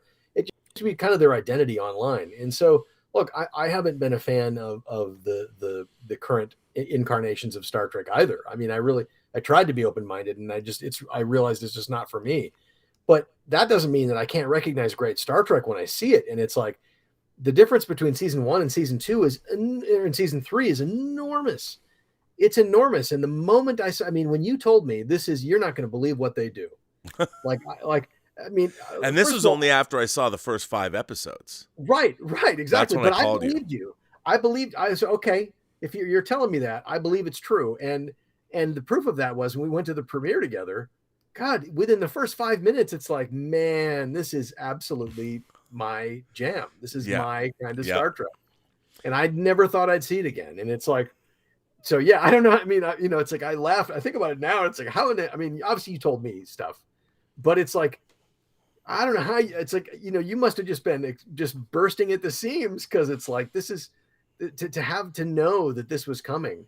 And nobody else in the world, or nobody else in the public knows that it was coming. Oh, and I put myself out there.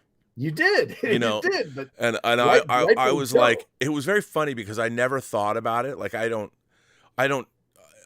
think about Star Trek. I just say stuff about it, and I know that what I say about it is true. I am the final judge and jury over Star Trek. I appoint. I'm not a gatekeeper. Gatekeeping is people. That's another thing. People misuse the term gatekeeping. Yeah. I'm not keeping anybody from anything.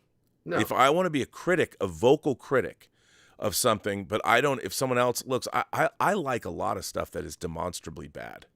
Yeah. Everybody does. Things that are bad. There are things that I love that are not good. And I know they're not good, but I could explain to you why I personally love them. Yeah. And so, I've often said, I would never want to rob. There's many people that Star Trek Discovery is their first Star Trek. Right. And I wouldn't want to rob anybody of the joy of liking something. If you watch Discovery and you like it, and it leads you back to the rest of Star Trek speaks for itself. And here's the difference. Here's the difference. Like, it's one thing to say, obviously you and I have opinions, right? And we're sort of media personalities. Correct opinions. Online. And, right. So you're making me laugh. But it's so, we express our opinions. That's what we do. We express our opinions. We don't spoil things, but we express our opinions and say what we think honestly. And people can agree or not. That's totally fine. What's interesting to me, though, is the people that hear those opinions expressed online and get really triggered by that and get really angry about that. Now, it's not like one thing that I don't do, and I don't think you do either. If someone else is expressing their opinion and it might be different than mine, I don't jump in on their threads and go, man, you're wrong. That's totally stupid, right? But it's, I say my opinion, and then it's like, people can accept it or they don't, you don't have to agree with me, and I don't begrudge anybody liking or loving what they like or love. I don't want, and I don't want to spoil their fun of that. But it's me neither. But when a person hears an opinion they don't like and that makes them mad, and then they feel like they have to lash out or get revenge or you whip up the posse to come and take you down or whatever it is. I don't understand that impulse. I just, if someone else is expressing an opinion I don't agree with, that's fine. I don't need to. It's like I don't need to bother with them. Let them have at it and let them. I mean, many people will agree with them. Others won't, but that's no skin off my nose. But it's when people you're saying something and then people just immediately bomb into argue and attack, and it's like, why do that, man? Let people have the joy of what they love, right? I mean, look, I'll make a joke, and some people think my jokes are terrible. Some people don't. But Right. I'll make a joke, and then a bunch of people that don't follow me, don't watch my content, don't know me, Right. will be triggered and not think that my joke is funny, and they'll see it as an attack. Not even know it is, not even recognize it as a joke because they have no context. Or they say that the joke isn't very funny. Like, Right. as an example, Bill, as we were talking about, I can say that. So I made a tweet about, look, there's a lot of talk in academic circles about how academia has been infected by performative activism and how it's an indoctrination factory. Yeah. And so I joked because if you read the Starfleet, as a Star Trek fan, reading the Starfleet Academy description, it's about first loves and rivalries. And all this. I'm reading this and I'm like, what the fuck is this? What CW bullshit is this? Right, And the fact that it's academia, and I went to a very liberal college called the Evergreen State College in Washington State that had a student uprising in 2017. Brett Weinstein, who does the Dark Horse podcast with his wife, was a teacher there. Who's an evolutionary biologist, and he got driven out. He got driven out, and so, you know, I make a tweet. I said, Starfleet Academy, safe space. You know, that was what it was going to be called. But I thought that was kind of funny because the play on space, like safe space, which is the cosmos, I guess. And then I said, you know, they're retooling the academy, and they're going to give it things like critical alien theory and collectivist utopian theory, and which I thought was funny because Star Trek is basically a collectivist utopia anyway. And then I said something about I forget what I said, but when I said critical, there is no critical alien theory, and critical race theory is a big thing in college circles now. It's taught everywhere. And it's also like all of these things, it's people who use these terms don't really know, what people are saying critical race theory is now has very little to do with what it actually. And I've read Ibrahim Kendi. You know, I've read Ibrahim X Kendi.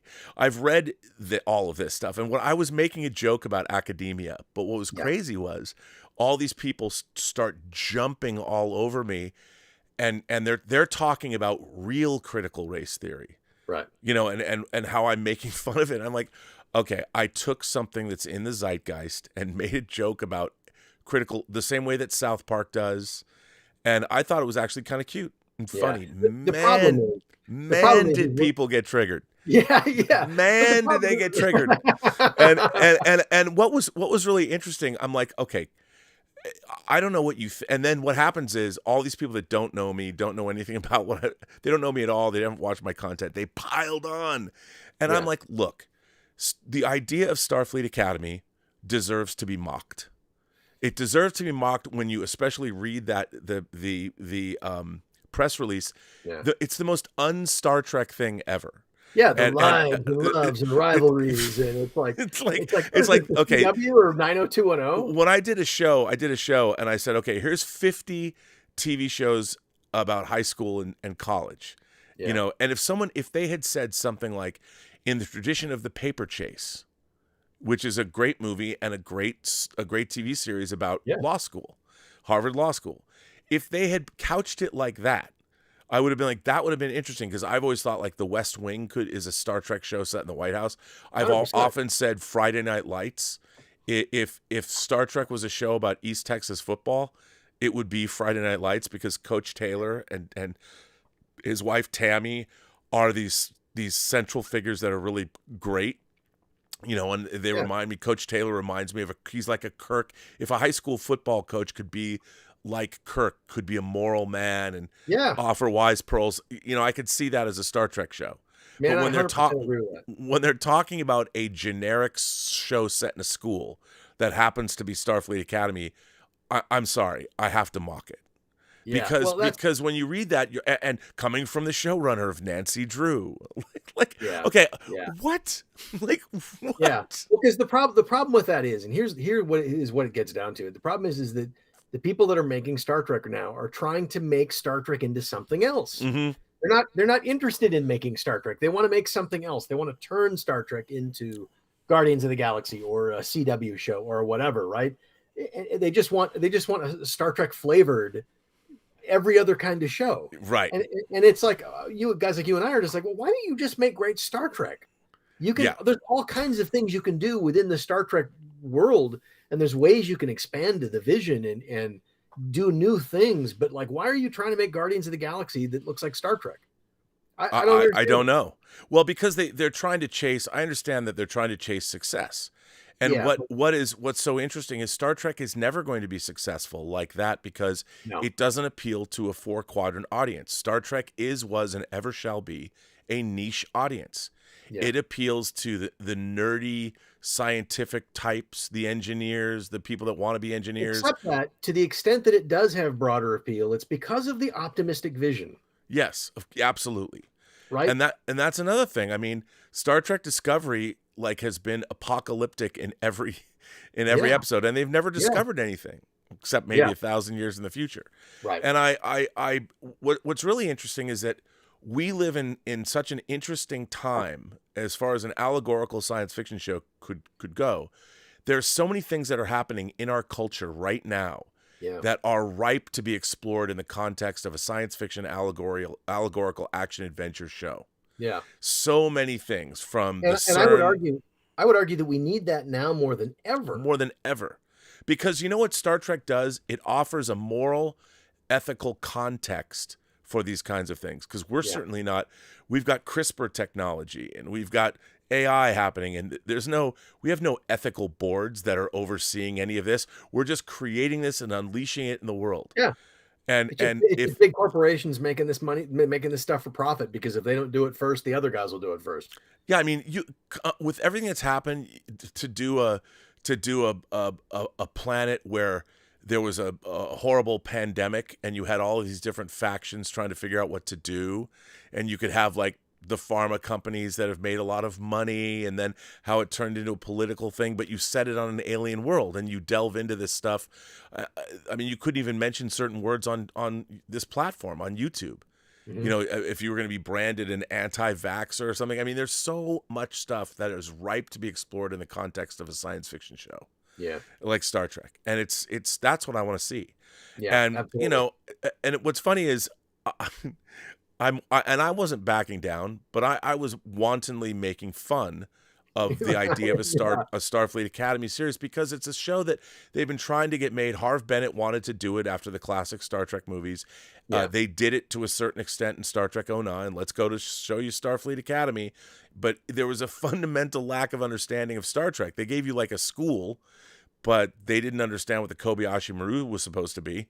Right. I mean, I've never seen a scene in a movie, you know, when that thing when people say, tell me that you don't know a thing while showing me that you don't know a thing. You know, you're talking about the Kobayashi Maru scene. The Kobayashi Maru scene in the 2009 Star Trek movie is such a misreading of what that concept is. Yeah. And, you know, watching Kirk eating his apple going, pew. Right. I mean, it's like, come on, that you didn't get it. And if you watch the deleted scenes, you find out that Kirk seduced an Orion, this hot Orion student, slept with her, and she was the one that reprogrammed the simulator, which is a complete, utter bastardization of Kirk's character. So then when you see Uhura react in that scene, she knows that happened, and so she's just annoyed the whole time. Right. Yeah, and it just completely, like, you just missed the whole point of the Kobayashi Maru.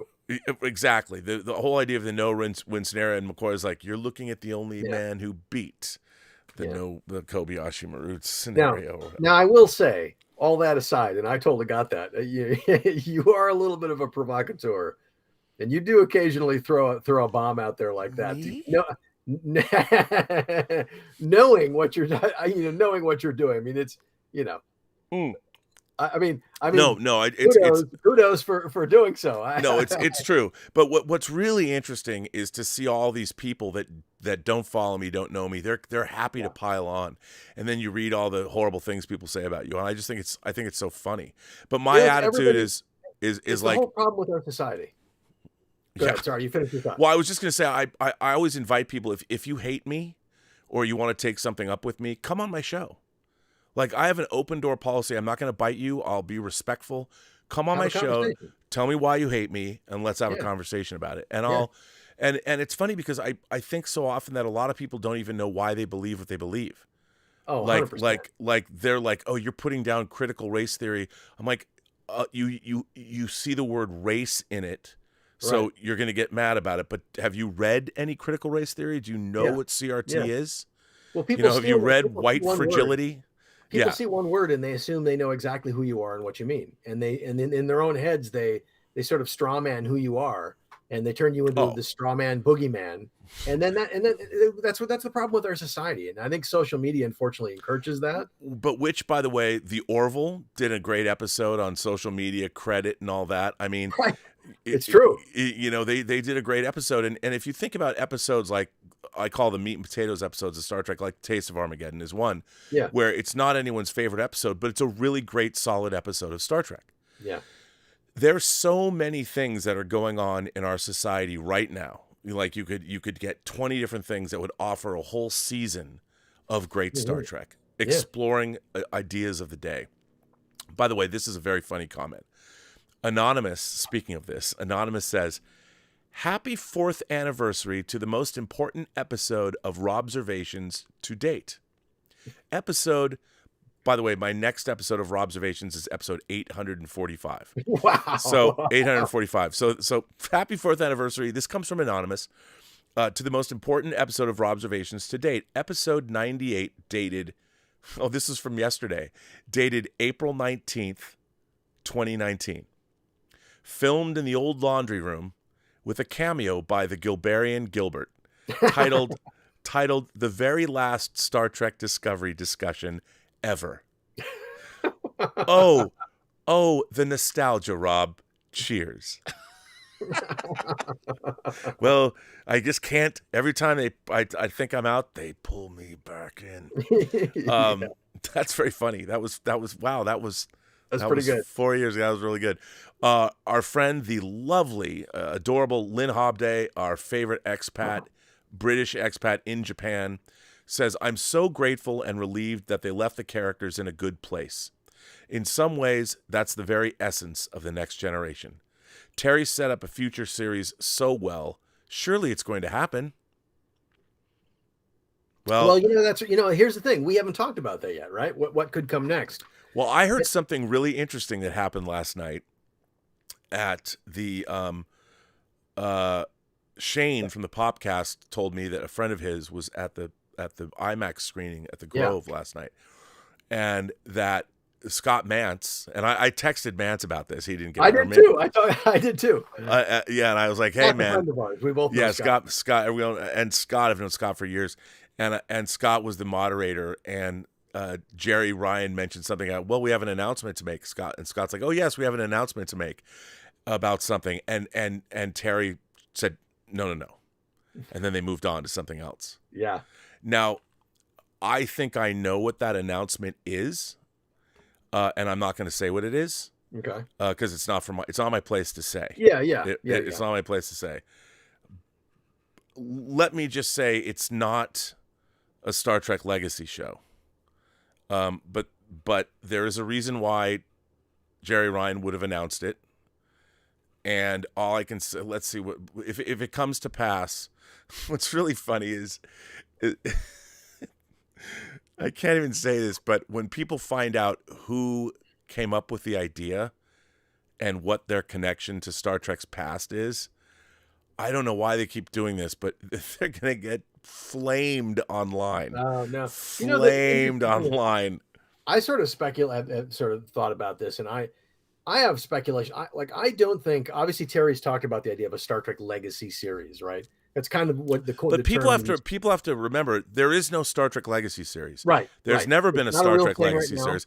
It's something Right. Terry said I would love to do, and he's even told me, he said if there was one, there's so many actors that would come back, like you saw in Star Trek Picard. They had such a good time. You now would have access to the. He wants to do a show set in the 25th century, which is the continuity after. Right. TNG, Deep Space Nine, Voyager, so it's what happens 20 years, 30 years later, and all these characters could come back in a legacy show. Yeah. And that's why he was calling it that. But there was no one ever talked to him about it. When he finished making the show, he was on to the next thing. He went and worked on the pilot for Escape to Witch Mountain for Disney. Yeah. From all I know he's got a deal with CBS through next October. And I think that he should, they should let him make but there's all the politics. Now we're back to, we've got a Starfleet Academy series that's been announced. We have a new season of Section 31. And again, what's so weird to me about Section 31, they call it Mission Impossible. What a fundamental misunderstanding of what Section 31 is. Yeah, 100%. Absolutely. So, but so what I was thinking is, like, obviously they've got, what everybody wants, obviously, when you see the end of this episode is the finale is that they want a show set on the Enterprise G with this crew, like a new Star Trek show following their adventures. The problem with that is that they've already got Strange New Worlds. So they've already got a Starship exploring show called the Enterprise. Right. Exactly. So I find it very unlikely that anybody is going to, at Paramount or at Secret Hideout, where CBS is going to go, yeah, let's do two of the same show basically at the same time. So it seems to me the most logical way forward is either to give Terry a chance to make like a Star Trek Legacy movie, whether it's on the Paramount side for theatrical, or whether it's, I think Kurtzman and Secret Hideout have talked about how the next phase of Star Trek is a series of movies, right? Of which the Section 31 idea is the first one. Movies made for Paramount Plus, right? So, you could allow something like that to appear as a movie there. That would seem the most logical thing if it were to happen. Well, that's what I tweeted out. The bad robot Star Trek movies don't make money. No. So at their current budget level. Right. Now Bad Robot does not want to take a pay cut, and they're not going to make a Star Trek being niche. You should be able to make a 2-hour Star Trek movie for $75 million. Yeah. And if you can't, you have no business making movies in the first place because you don't know how to do it. So I had tweeted out and said, okay, Bad Robots price themselves out of making a Star Trek movie. The cast is too expensive. You can't afford to do it. But Terry shows one of the things that not a lot of people are talking about this series is how well produced it is. Sure, it was still expensive. They had to deal with the fallout but as far as being run like a tight ship, and you weren't spending a lot of money, it was a bottle show. Most of the story takes place, they were using different sets. I mean, they used the La Serena. Vatic ship was the lower portion of the La Serena set that they already had, and everything else was repurposed. And you had the biggest set they built was the Metalis, the exterior on Metalis, where the criminal stuff was happening. Metalis Prime, and if you were to do that, I would say give Terry, make 3 $75 million movies that are going to be theatrically released, promoted with a theatrical budget that are going to live on Paramount Plus, but a $75 million Star Trek movie done with the Star Trek team. And if you shoot all 3 together, like you make it like a series, you're doing 3 2-hour movies. Yeah. Terry's already done that. As a matter of fact, they made a 3-part episodes 1 through 4 are part 1, episodes 5 through 8 are part 2, and episodes 9 and 10 are part 3. Terry's already proved that they can do that, and just set that up, have the writing staff write all 3 movies, make it tightly, make it a great yarn, and you get a lot more money than you got to make TV shows. You get $75 million. You shoot them all like a TV show. You shoot all of them at once, amortize those costs for sets and everything, and then you spend the time in post-production to really get them right, do pickups when you need them, like Lord of the Rings, and then you release them 6 months apart. You get those sweet theatrical dollars, and on a $75 million spend, if you make $300 million, that's a win. And if you're great, every Star Trek fan in the world is going to want to buy those on Blu-ray and DVD and 4K. Yeah, and that's what you should do. Yeah. But the thing is, the only way you can make something like that work, and I have seen nothing to tell me that the administration of Kurtzman and Akiva Goldsman can make a Section 31 show that's any good. The only thing that gives me faith is my friend Jason Inman and his wife Ashley V. Robinson. Jason is a smart guy. He's ex-military. He's written his own comic books. We knew each other through my time at Collider. He's a very smart guy, and he's been working. I haven't talked to him. I know nothing about the Section 31 show other than they're going to make it. But the fact that he's involved with it and he said it's going to be good, I could see that maybe they've come up with, because it would have to be good. If they're making a movie, they've got one shot, and if it's terrible, that's the end of your movies. Right, So that's it. Right, that's excellent. I totally agree with that. I'm hoping that the second season of Discovery that dealt with Section 31 was so monumentally stupid, it was hard to watch. When you turn on Netflix and you're watching everything from The Night Agent to whatever show, whatever mystery box, secret agent, thriller show, there's so many of them. Jack Ryan, Jack Reacher, whatever you want to watch, there's great stuff on TV. And Discovery wrote the dumbest, and they ripped off a David Mack's Star Trek novel, Section 31 Control, badly. So I would hope it would be good. I never want Star Trek to be bad. I never want to go in. I want good Star Trek all the time. But it's not just kind of bad. The writing is so bad. And what's so bad about it is the science fiction concepts they're delving into, like the idea of synths in Picard season 1, was so half-baked and stupid. It's like, guys, did you not go watch Measure of a Man? You know, did you not Right. watch? Yeah. I mean, it was already right there, and it flies in the face of Next Generation continuity. And what bothers me is that a cursory glance at the best. If you're going to work, I've often said, if you're going to be a philosopher or a historian, you read the great canon of philosophy, of the philosophical texts back 2,000 years. Yeah. If you're going to go read history or you're going to be a historian, you're very aware of the great historical tomes that have been written. Yeah. Yeah. Star Trek should be the same way. If I you're totally going, agree. if you're going to write Star Trek, you need to sit down and take a week and watch the 10 best episodes per season of every episode of Star Trek. You don't have to watch all of them. You know, there's 79 episodes of the original series. All you have to do is watch 30 of them. Right. You know, and you can figure out which 30 they are. Familiarize yourself. It's clear that people writing Star Trek don't. They have a pop culture memory of what they think Star Trek is. Yeah. And you can see the way the Gorn, for instance, have been treated in Strange New Worlds, which is abhorrent. It's so anti-Star Trek. They turned them into the xenomorphs from Alien. Yeah, which makes no sense at all. Yeah. How do xenomorphs become a spacefaring race with warp drive that's more powerful than the Federation warp drive? Right. But because they didn't, there isn't a lot of thought there, and there's people, they haven't read science fiction, and it shows. Well, and I think they also have this idea of what they want to do. Like oh, I've got a chance in a science fiction show to create my own thing, but that's not appropriate. You get a job on Star Trek, your job is to make great Star Trek. Your job is not to turn Star Trek into something else. That's my problem. That's my problem with the last 20 years of Star Trek. Yeah, exactly. And don't change something like the Gorn. Yeah. You know, no one knows their life cycle. No, we've seen. Here's what we've seen. Canonically, we've seen come up with a completely new race, man. Do anything you want. Why do you have to take an old one, an existing one, and turn it into something completely different? And make it stupid. Yeah. You know, and rip off another blatantly rip off another Star Trek or another movie franchise like Alien, and be shameless about it. Yeah. And when I'm watching this, I'm like, are you kidding? I know. Like, do you think that I just watched this and it's, or when they rip off Balance of Terror badly. I mean, the last episode of Strange New Worlds doesn't even credit anybody who was involved with Balance of Terror, and they're copying things down to the camera angles. Yeah, I know. And it's frustrating because I want to like that show. And I will admit I like that show more than I can watch that show and enjoy it. And it still drives me crazy occasionally, but I can watch that show and kind of enjoy it because at least it's in the frickin' same city as Star Trek. It's not in the ballpark, but at least it's in the same city. And that's a big improvement from these other shows. It's in the mall just outside of the city. Right, there you go. It's the suburban mall version of Star Trek. But at least it feels like we're on the same planet, right? We're in the same galaxy. Yeah, everybody gets their hair done in the mall. They shop in the mall at like Old Navy.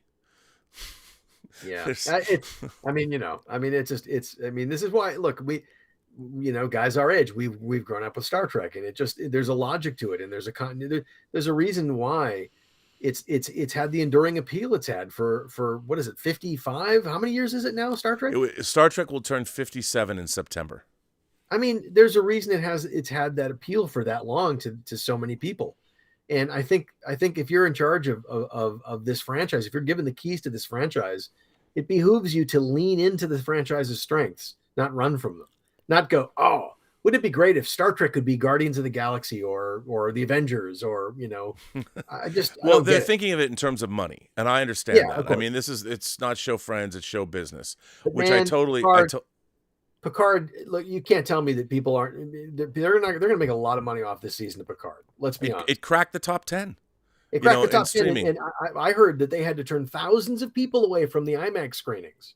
Yeah, I was one of them. If they'd done like a Fathom event and put it in every theater in the country for one weekend, how much money they might have made. Like, they would have made a ton of money. By the way, I do want to give a shout out to Terry Matalas again. Everyone thinks I'm always filleting Terry Matalas, but it's not that way. Terry also wrote and directed this final episode. Yeah. He was the showrunner, so he directed the last 2 episodes in addition to being a showrunner and writing this episode too. And somebody said, this is the first time that someone has ever written and directed a Star Trek episode. Wrong. That was John Meredith Lucas in the 3rd season of the original series, Elaine of Troyes. That was the first episode you also saw a Klingon D7 battlecruiser for the first time because they built a model finally. I'm just saying. I mean, I don't mean to be that guy, but I am that guy, so I'm going to be that guy. Yeah, you are. So you should lean into it, right? Yeah, I'll lean into it. Let me tell you about critical alien theory. And let me tell you about collectivist utopian theory. And how Star Trek Academy, Starfleet Academy is known as the safe space. Get it? Sorry, whatever. Burnett. He's a homophobe. He's a bigot. He's a transphobe. He's hateful. Yeah. Okay. Well, sorry. I don't care. You step in for you make for yourself and then step in. You're my man. I appreciate it, and you are mine. I mean, it's funny. What is this channel all about? Every person you meet has a story to tell that you have yet to hear. Yeah. And all you have to do is listen. That is literally the guiding philosophy of this channel. And when I say everyone, I mean everyone. Yeah. This channel, by the way, the people that are on this channel, this is probably one of the most inclusive channels on YouTube. Between all the people that do shows on my channel and all the people I stream with, and I'm the one that's being all branded this. It's so weird. I'm like, do you watch my shows? Okay, yeah. It's fine. Yeah, but I mean, you just have to dismiss that stuff. We should get to some more questions. Yes, we do. I know you got to go soon. Darth Plato says, our friend Darth Plato. By the way, Darth Plato is the unofficial historian of this channel. Darth Plato says, as much as I appreciate Walter Koenig, I thought the speech was a bit of a ripoff of the Federation president's speech or warning in Star Trek IV, when he's talking about the alien probe destroying the Earth's atmosphere and to steer clear of Earth. Well, it was. I think it echoes in eternity. I mean, people. Yeah. When you're warning somebody away from a planet, yeah, and I think it was supposed to be redolent of that. I absolutely think it was. Yeah, I don't think you're wrong. Darth Plato says, in A Taste of Armageddon, what if everyone on both planets, moons, etc., died in the simulation? Then everyone would kill themselves. Well, the way they do it is the bombings happen. There's targeted. I don't think they can kill everybody at once. No, but the computer decides how many people on one side or the other should die and where they live. Right? It's like it's a very sanitary. Clean and everybody everyone just does their duty. Well, I'm dead. I'm gonna walk into a disintegration booth. It's painless and it's free. And I remember there was a Taste of Armageddon was one of the photo novels, one of the 12 Star Trek photo novels in the 70s before videotapes had come out. And I remember, I think on the cover, it was Spock. They're looking at the disintegration booth or something, and Spock's like, an entrance, but no exit. And I always thought that was the cool frame to use on the cover, because I'm like, that's chilling. John Suntress, our friend John Suntress is here. He has a podcast called why am I drawing a blank on John Suntress's podcast that I've said a million times on this show? That happens. John, why am I drawing a blank on your podcast? We'll link it below. Somebody why am I drawing up? I've said it a million times. This is what happened when I'll remember it. I'm gonna get, but just look up John Suntress. It's not the Popcast, because you know why? Because the Popcast guys are here too. So I've been seeing their name, but I will remember. I'll remember. That's all right. In a minute or two, it'll pop in your head. But John Suntress says, I must admit, the thought of a 7 Raffi series made me cringe. But if they include Jack and junior Titan officers, I'm in. Also, why wasn't Jupiter Station aware of the Borg activity? A nitpick granted by JS got a lot of play during the Berman era Trek. Well, you know what? I think that Jupiter Station, they had a transwarp conduit in Jupiter. They had it in Jupiter. Yeah, right. So I think that it was hiding. They didn't know it was there. Right. And I'm sure the Borg cube was only there when they transmitted the when they only put, but and look, who's to say Jupiter Station wasn't destroyed? Right. I mean, that's okay. By the way, I just remembered it. John Suntress's podcast is the Word Balloon Podcast. Excellent. word balloon, like a comic book word balloon. See, I just had to think about it. But Yep. so I mean, but there was a lot of stuff like that in Picard season 3, Yes. where they did not explain the whys of all of it, and you just kind of had to go with it. And I know a lot of us science fiction fans want to know. We're like, well, wait a minute, and that's a great question to ask John. From John Suntress from the Word Balloon podcast. He is actually asking a very good question. And I think a lot of, because Star Trek fans are nitpickers, Sure. and I'm one of them too, and we want to know the answers to these questions. It came out of a transwarp conduit when it turned on, and no one knew it was there. Yeah. And maybe Jupiter Station did get destroyed. We just don't know it. Right. And I mean, and I think what I find is, as a writer, I think, okay, this is a mystery, but could I in the situation plausibly come up with a reason why it might, and does it really ultimately matter to the story? And, I mean, I think some things you just have to, storytelling, especially when you have to get, look, when you consider how much story Terry Matalas and his people got into these 10 episodes and how much production value they got up on the screen. Yeah. I mean, these 10 episodes feels like 5 feature films back to back is what it feels like. And I mean, I think you just have to go, okay, yes, it's not perfect, but man, I sure enjoyed the hell out of it. I did too. And for me, it all goes back to the characters. Yes. And I think the reason it's like, I think that David Fincher's The Social Network is one of the most rewatchable movies of the 21st century. And it's all just characters talking to each other. Yeah. I mean, it was, the script is great. Aaron Sorkin wrote the script. Every time I watch that movie, it's like Godfather. I can't stop watching it. Yeah. When I rewatch these episodes, the character interaction gets me. Yeah. I love spending time with these people. Mm-hmm. And you catch little details too here and there that you missed the first time. And, yes. And it's and you're right. It's eminently rewatchable for a lot of reasons, but chiefly because the characters just. And then once you've seen it through all the way, at least once, you go back and you go, did they really layer in all these little clues? I mean, and you're like, God damn, they did, man. They did. Like, for example, what you said earlier, that it's the first contact theme over the closing credits. Like, that should have been a flag right there. I mean, it's like, but give them credit, man. They pulled it off. They really pulled it off. I have to tell you, the first time Terry asked me this, he asked me, the first time you watch it, did you know it was the Borg? And I'm like, I really didn't, because you're thinking about the changelings and Deep Space Nine and all this other stuff and who's behind the red door.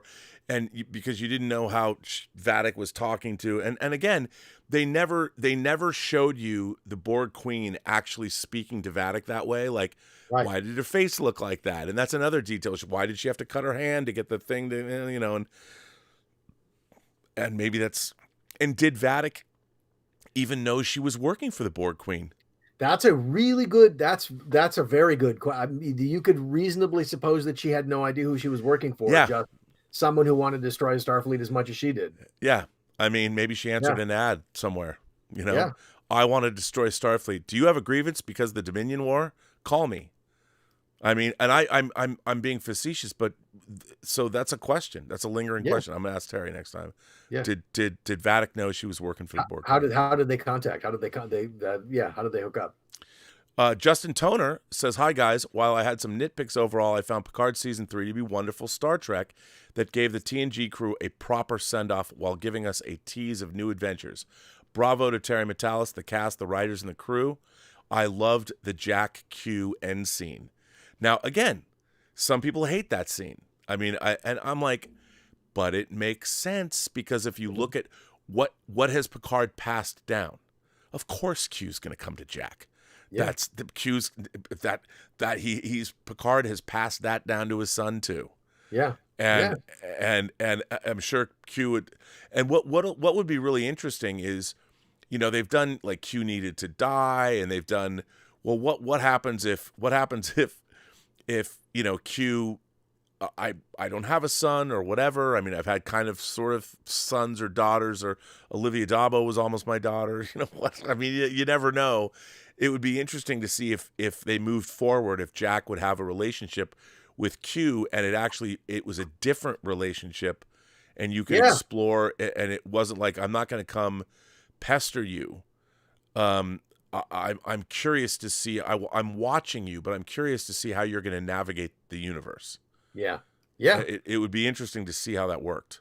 And the thing of it is when you consider where Q and Picard were left at the end of the second season, they did get to kind of a place of mutual respect and kind of affection for each other, right? And it would be interesting if that had been passed down, if Picard had told Jack about that as well, right? So that I mean, it would be interesting to like. I would have liked if you saw the continuation of that scene that Jack walks up and takes his hand and says thank you. Yeah, your relationship with my father meant a great deal to him. I mean, how great would that be? Right. It'd be and like to see Q kind of like taken aback by that, or maybe Q realizes this kid gets it. Like he recognizes someone like, you're someone I want to keep watching. Right? That'll be an interesting thing. I mean, there's all kinds of possibilities. Yeah. Jermaine King says, Rob, you did an amazing job promoting Picard Season 3, and you did an even more amazing job with not spilling anything. May your life be as enjoyable as Darmok and Jalad at Tanagra. My arms wide. Hug you, Jermaine. That's very nice. I mean, I'll give you credit, man. I mean, I don't know how you sat on it. Well, for me, look, I get it, but I just what Terry and his collaborators did for me was such a return to form. Yeah. That I would not want to, I didn't want to ruin it for anybody else. No, but I can understand like having seen it and having had that emotional experience of like just really being taken in by it. That must have been really hard to not just be able to go, oh my God, this is so great. I mean, without revealing too much, right? Yeah, and it was tough. The Popcast guys gifted 5 Burnett Work memberships. Thank you, everybody. Lynn Hobday gifted 1 Burnett Work membership, which is amazing. Thank you. And PF Dennis gifted 10 Burnett Work memberships to viewers. And there's still almost 500 people here, which is great. Very cool. Chris Bailey says, how did the initial Picard Season 3 rough cut compare to the final episodes? Any deleted scenes you can tease? Also, which scene was filmed last fall? The only thing was that Worf saying penis, which I will forever, I would imagine that would be on the Blu-ray or the 4K, because it's pretty funny. And it's just Michael Dorn. Yeah. It's just hearing Worf say the word penis is inherently funny. Like, I mean, I just, if it came out, because, I cut all the blooper reels for the Star Trek The Next Generation Blu-ray. Yeah. Like the one blooper where you always see Picard in the meme going on the bridge. I cut all that stuff. Yeah. I was sent all this raw outtakes, and I picked which ones. So whenever these Star Trek memes show up, I'm like, I picked that. That's the reason it got out into the world. Yeah. So I would imagine if that penis take, it's going to be memed. People are just going to make a reel of like Worf saying penis 100 times. Penis. I mean, it's just hilarious. I really hope if Terry is listening to this or he hears this, I would love these Blu-rays when they come out, or Blu-rays and 4Ks, to have audio commentaries with Terry and the writers. Yeah. And some of the actors too, but especially the writers talking about how, talking about their thinking and how they came up with these ideas and the other paths they explored. That, because the writing of this season is, man, I mean, what an achievement. What an achievement to do what they did as quickly as they did it and to pull it off as successfully as they did. I want to hear the inside stories on all that stuff. Yeah, I mean, and it's been great. I have to give a shout out to all the people that have been on this show. Sean Tretta, Christopher Monfett, Matt Okamura, and of course Terry himself. And it's been great to have them on. And Todd Stashwick came on the show. So thank you guys. And it was great getting the insight from the writers.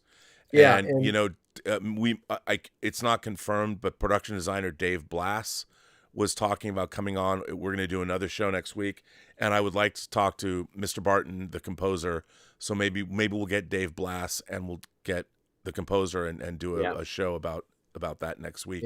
And just my hat's off to all of those folks. What what a thrill this season has been. Oh I mean, yeah, but I love it. I love just being able to just sit back and just enjoy it. And man, I enjoyed this season of Star Trek of Picard more than I've enjoyed Star Trek in a long time. me too. It just Me reminded me too. of why I loved Star Trek.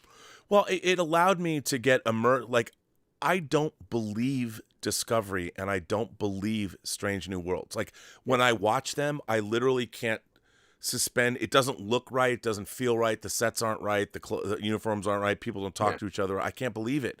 I want to believe it. I mean, Strange New Worlds was sort of better, but it still had that sort of modern people talk to each other like they would never talk to each other on Star Trek. I can't get past it. For me, what would have worked, what made it work better, if they just come out and said, you know what, we've rebooted Star Trek. We're in a new universe now. We're in a new universe. It's a new universe. It's not going to be exactly kind of in the way they started out with the 2009 film. Like if they'd gone in a better direction after that 2009 film, I think I would have because I bought what the setup for the most part. I mean, there were some quibbles, but if they basically just said Strange New Worlds, Discovery, we're in a different pocket universe of Star Trek, I'd totally be able to go with it. But for me, it was when they said, no, this is prime timeline. This is prime canon. It's like, no, it's not. Yeah, it's not. It's not. No. But to answer Chris Bailey's question, the only difference between when I first saw the episodes, the music wasn't all done, and a lot of the effects were not done. But the edits were pretty much already done because of how quickly they had to move. Yeah. So the only thing, it was just that penis line, and that was a Patrick Stewart thing. And, he just thought at the end of all of this, he didn't want a dick joke. And you know what? I don't think he's wrong.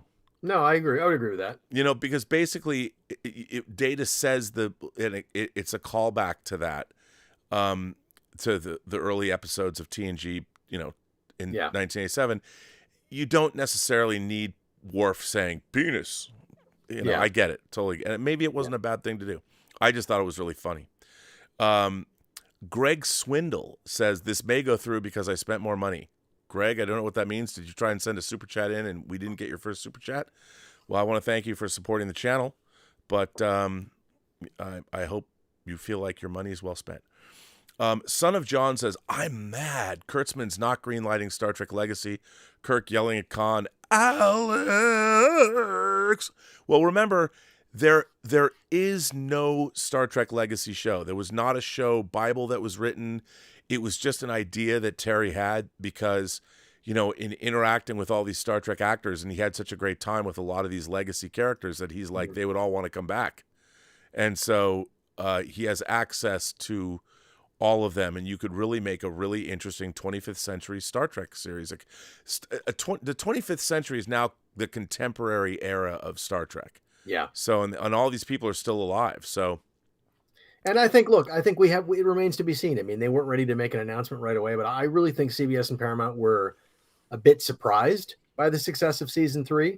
I don't think they were prepared for it. But I think there's no doubt in my mind that they recognize it. I mean, I think they realize they've got a tiger by the tail at this point. Now the question is, how long does it take them to? They've got to be thinking, okay, we've got to find a way to capitalize on this somehow.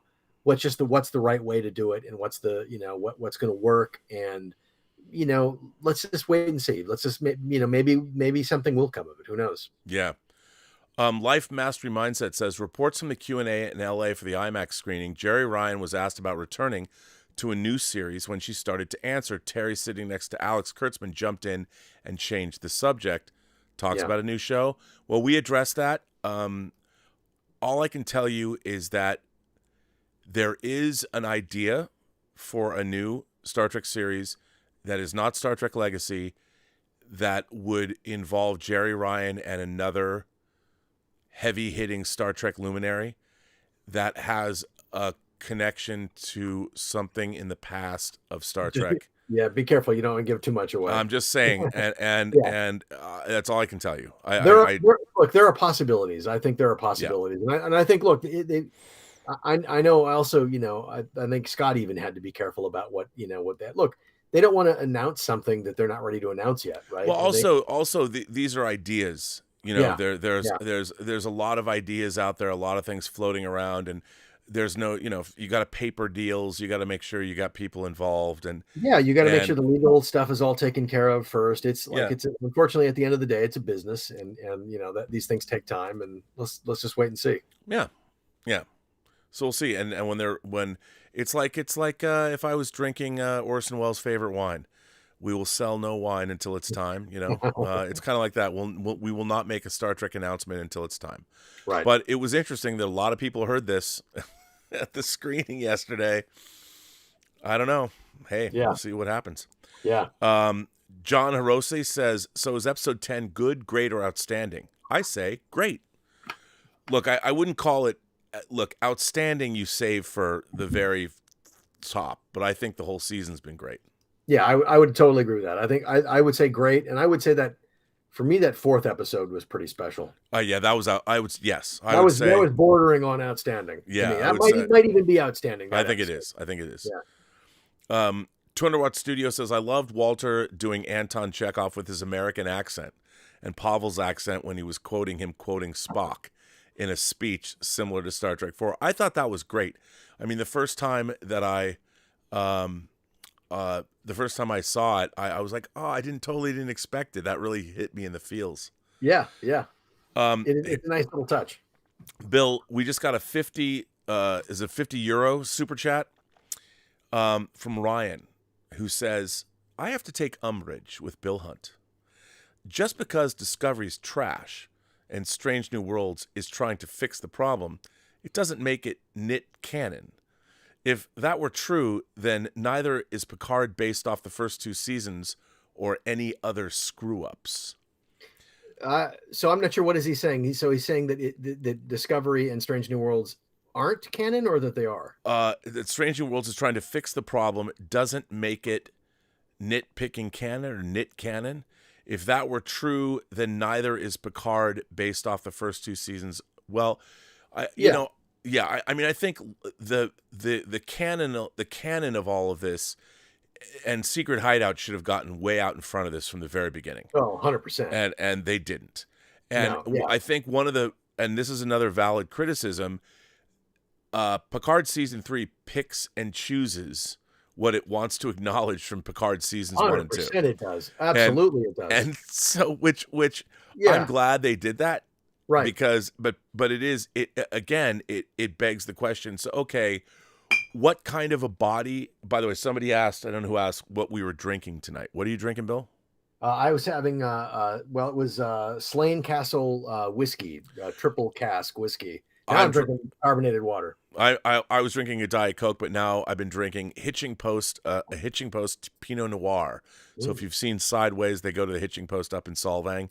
I was drinking a Hitching Post. So anyway, but I want to say that. So that's an interesting thing. I mean, and people are like, well, wait a minute, is Picard still a robot, synthetic body? What? They were saddled with that. Yeah. But they had to, and the thing is, they move forward. What can I say? What for me, like in terms of, everybody's got their headcanon, right? Like my headcanon doesn't include the last episode of Enterprise, for example, that terrible episode, which by the way is now it's retconned. Is retconned by this season of Picard. As it's funny because as one of my favorite Star Trek YouTubers is Jessie Gender. Yes. And she does, first of all, she did a series where she did videos of like the top 10 or her favorite episodes of, and for TOS, her favorite TOS episode was Balance of Terror. And I've said this repeatedly, I'm a huge Jessie Gender fan. Unfortunately, I don't think she likes me very much, but I love her. Yeah. And because what people say is like, I wouldn't blame her for hating my guts, but I'm a big fan of hers. Right. And I do like. I think if you actually talked, I think it actually figured out who each other's are on, like a conversation. I think that would be. And it's funny because I tag her a lot on like Twitter. I'm like, hey, and I now after the past couple of days, I'm like, I don't know if she likes when I do that. Yeah. Because I'm trying to be complimentary, but if people don't like you or whatever, I understand. But I'm a fan of hers. But she did a whole episode about I know this exact thing we were talking about. By the way, I tweeted to her. I said, "Hey, It's just in the background, but the NX-01 refit, which retcons These Are the Voyages, the last episode of Enterprise, and I was on Thank God for that. The Popcast guys, the Popcast I've been on Mondays, who I love, Shane over the Popcast and his brother. The Popcast guys are awesome. We had Connor Trenier and Dominic Keating on their show. Nice. And they have a new podcast called the Shuttle Pod. Yeah, the Shuttle Pod show. Which is awesome. Yeah. And we were talking about that, about how they retcon, Trip's demise. And it was great. But then they showed there's when the Enterprise D leaves space dock in episode 9, it's right underneath you see it again. Yeah, you see the secondary hull and makes me so happy, man. Fantastic. Because it makes all those Enterprise continuation novels canon, which I really love. I mean, These Are the Voyages, or Demons in Terra Prime. That 2-part episode of Enterprise. That's the end of the show. That's the end of the show, and it's the perfect ending of that show. Those episodes are great, by the way. They're so good. They're really some of my favorite Star Trek of all. Honestly, I think it's right up there in terms of the pantheon of great Star Trek. And if I can put in a shameless plug, if you have physical media, I cannot recommend the TNG and Enterprise Blu-rays highly enough, because Roger Lay Jr. and I worked for 3 years creating the special features, and we did these really cool roundtable conversations with the entire cast. And the Enterprise one is particularly amazing because it's moderated by Brandon Braga. And when they get to talking about These Are the Voyages, man, they roast him. It's candid. It's really candid, and it's not only like there's with Braga in the actors, but there's also a writers roundtable too. Yep. And it's so good, and you find out. And he shows up late, and David Goodman hosts it, and they get an iPad with Brandon's face on it. They put it up on the chair. Maybe Brandon will show up, maybe he won't. But yeah, they. It's so good. It's so good. If you're an Enterprise fan, those extras are really, really worth watching. I know you have to go, but can you stick around for a little while? I can hang out for a little longer, sure. Okay, 200 Watt Studio says, the combination of Spock's speech combined with the Earth presidents in Star Trek IV, I meant. Yeah, I mean, there's definitely, look, all of this, and Terry will be the first to tell you, it's redolent of the classic series movies, Star Trek II, Star Trek III, Star Trek IV, Star Trek VI. And that's very intentional. Very intentional. Yeah. Very intentional. 200 Watt Studios says, and I shall make it a threesome. That was damn funny when he said that in this episode. Do you even hear yourself? Yeah, I mean, come on, how funny was that? Yeah. I mean, that was some very funny, humor. Right. And then it's followed just a few minutes later by Riker turns to Worf and goes, "So is this a good good way to die?" Or something like that. Is this like good way to die? And Worf says, for a moment there was a moment there where I thought we might actually survive this day. Something like that. I mean, like the interplay between those two guys, especially when they're on the Borg ship, is so good. It's so good. Yeah, it was so good. Greg Swindle says, I think there's a sneaky message about current social media. Jack is an influencer. Borg is the box they put you in, and not agreeing is being canceled. Also, the veterans blindly let it happen. I definitely think that's there. Whether it's intentional or not, you can absolutely see that. Totally valid reading of the show. Yeah, absolutely, 100%. I totally think that's true. Mm-hmm. Murphadurf says, loved it, but the phaser transporter, really? That was a little bit of a pull. I'll give you that. That was a pull. Yeah. Although I will say the interesting thing about that is it makes the transporter much more useful if the away team member has control over the transporter, not the ship. Right. Right. So if you need to get the hell out of somewhere, to just hit a thing and you're out. Like it's kind of like an ejection handle, right, on an airplane. Yeah.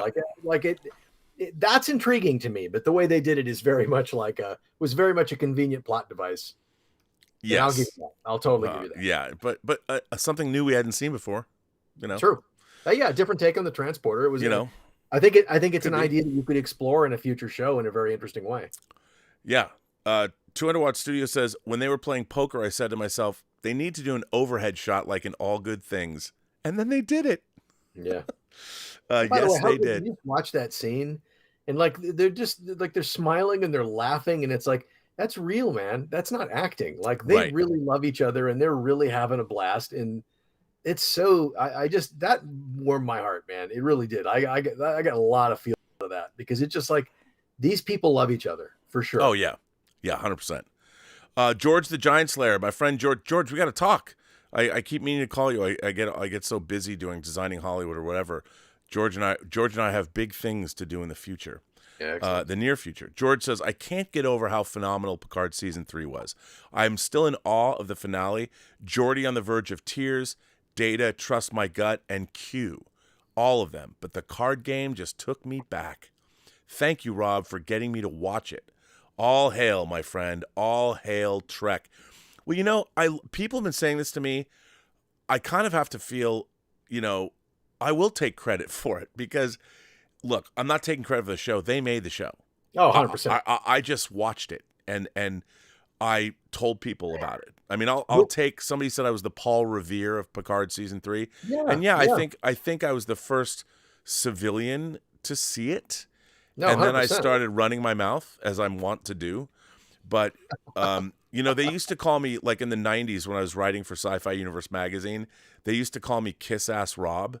Because if I liked something, I was very effusive of my praise, and it sounded like I was kissing people's asses. But I was like, look, man, you don't understand. I'm not kissing anyone's ass. If I love something, I'm just effusive with my praise. That's just genuine enthusiasm. Yeah, I don't kiss everybody's ass. No, I don't. no, but you've been in this business for a long time, and you know lots of people, and it's like, so you hear things, and you have a certain kind of access that other people don't, and. It's the same thing for me in terms of like the Blu-ray and DVD world and the home entertainment world. I hear things that other people don't, and it's a factor of we've been in doing what we do for as long as we do it. And I've tried to explain to people that, I mean, other than say a Star Wars movie or something, if you live in LA and you've worked in the business for decades, you can, if you know the right people, you can call up and get access to anything. And I don't mean that to gloat, but most people don't care. Right. Like we in the genre space, like there's lots of TV shows that if I wanted to, I could probably see early that I have who cares? I'll just watch them when they're done. The only TV show I would care about watching before it came out is Star Trek. That's it. It's the only one. Right. I'm not looking to get access to anything else. I do not give a fuck about any other TV show. I feel the same way about For All Mankind. Well, okay. You're right. I just know I don't have. By the way, we're doing it for all. Just so I'm announcing it now. Yes. You, me, and Ray Ora from the John Campea show, because he loves it too. We're doing a For All Mankind after show. Perfect. We're doing it. Yeah, absolutely. I guess in the summer sometime. We are absolutely doing a For All Mankind, and it'll be fun because it'll be the 4th season. But we know what we can do is I think we do it in the lead up. We find when they announce that it's coming, we can do the earlier seasons. Oh, that's a great idea. We should just do it from the beginning. Start at the beginning, by the way, because we can do this is exactly what you were talking about earlier. Because I did this too this season. Once I'd seen that premiere, I know lots of people who are like, I've heard things, but I can't do Picard seasons 1 and 2. You drove me crazy. I can't do it. And I said, trust me, it is worth it. It is totally worth it. And I think you absolutely did that. And I think a lot of people gave it a chance who wouldn't have otherwise. Oh, I know that's true. And I love Enterprise I love For All Mankind so much.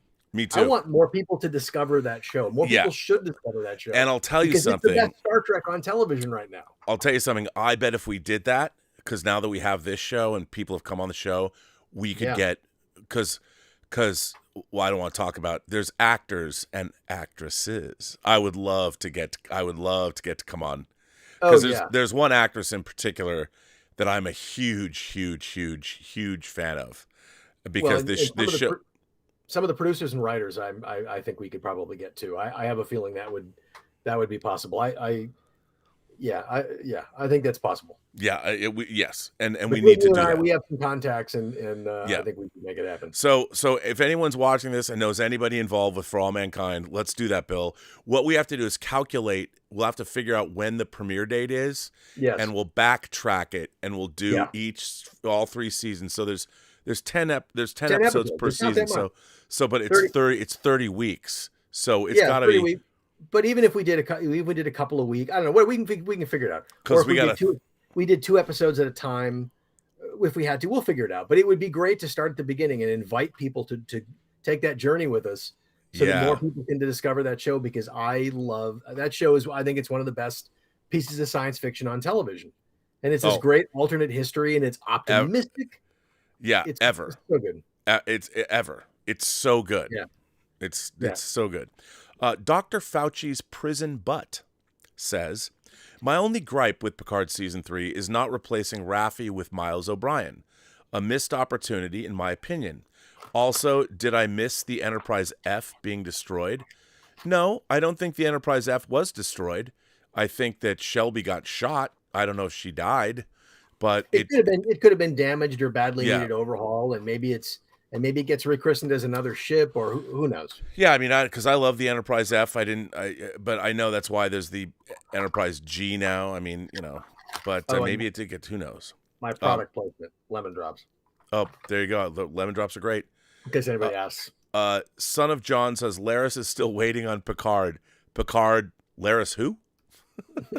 I know we were talking about that. I mean, she's still in that bar. That would have been the final post-credit tag.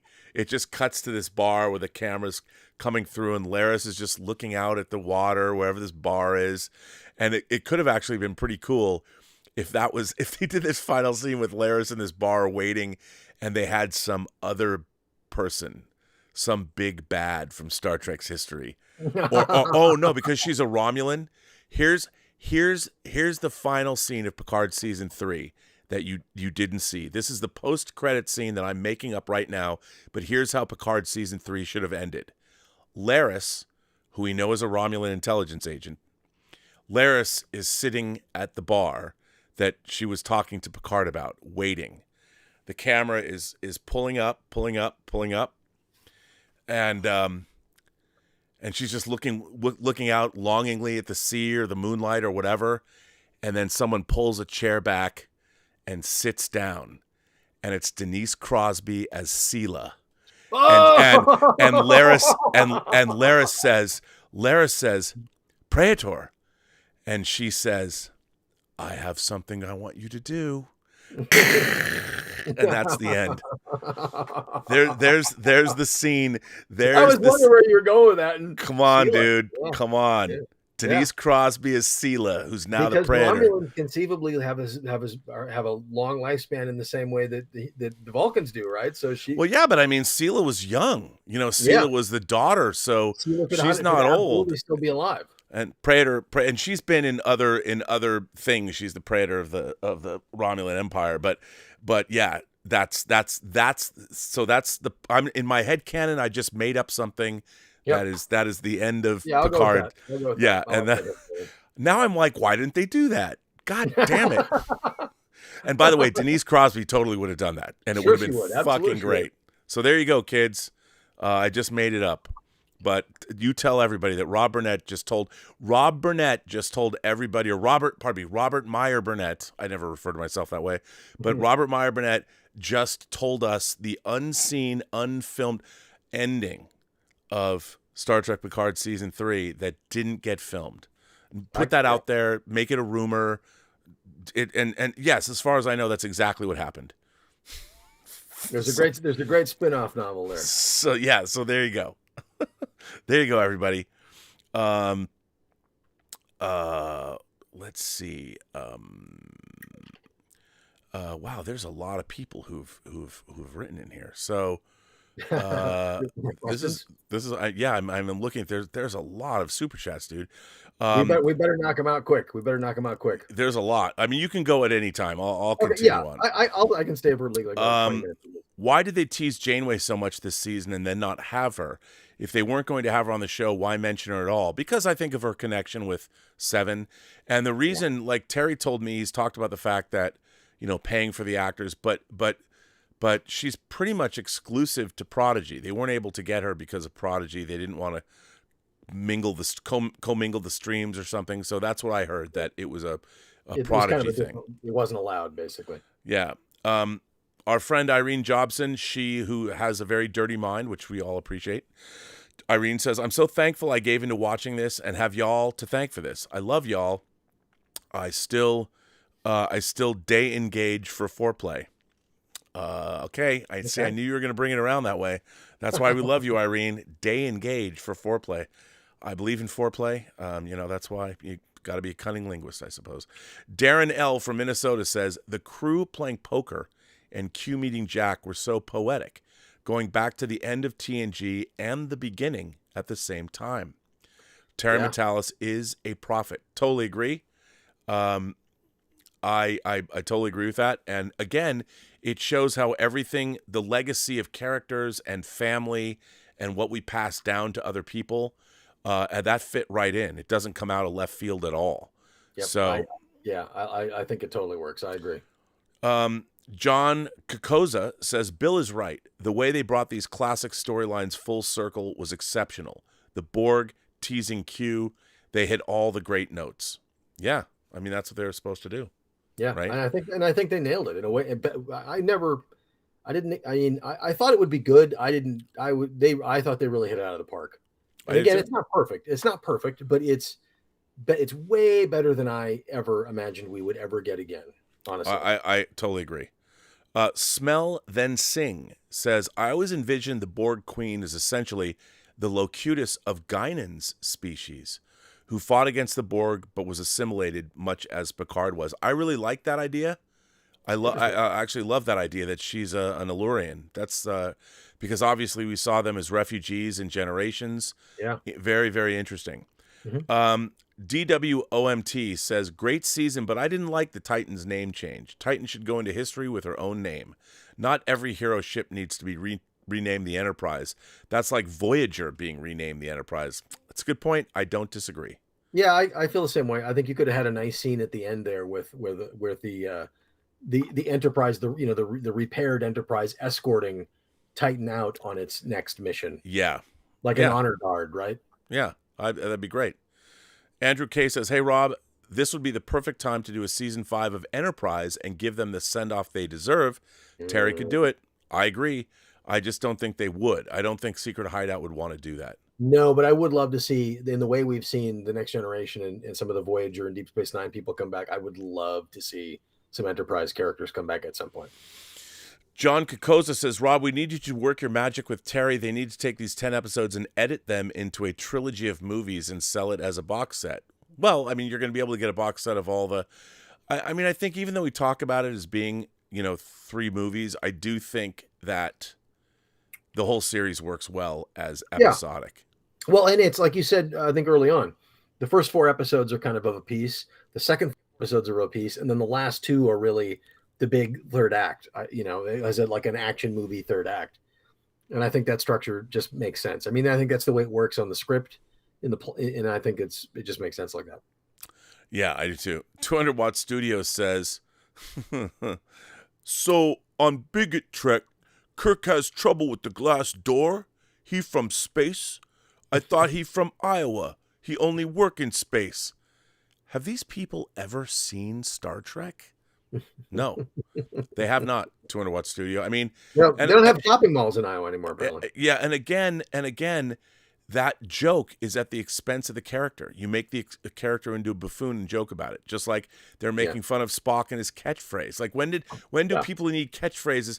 All that's fourth wall breaking humor. I hate it. It's well. And by the way, I love what they did with Seven at the end of this episode. It's like, so what's your thing? What's your command going to be? Right. Writing, and Jack says writing the first line of your legacy. Right. But see, you're about to say it, and then you don't see it. Right, which is great. I love that, but I do like that Jack said that because writing the first line of your legacy is respectful. It doesn't. Right. It doesn't. Spock goes, "Go very fast," or whatever the hell he says. Right. Like, it doesn't make her look like a buffoon, or it's clear she chose her own thing. Yeah, and I like the idea that every captain has their thing. Mm-hmm. That's a really cool idea. That's something they haven't established officially. But why do you have to make Spock? Here's the thing. Here's what I can't stand about modern Star Trek. If there was a a catchphrase, and Spock is put in the position to have a catchphrase, his catchphrase would kill. It would be awesome. Right. And it would not be, he would not be an idiot and go very fast. He's fucking Spock. Yeah, he would come up with something exactly appropriate. Yeah, he would come up with something that was badass. And everybody would look and be like, okay, that was awesome. We, the audience, would think it's awesome, and it would be awesome. And it would be funny because they might play it out.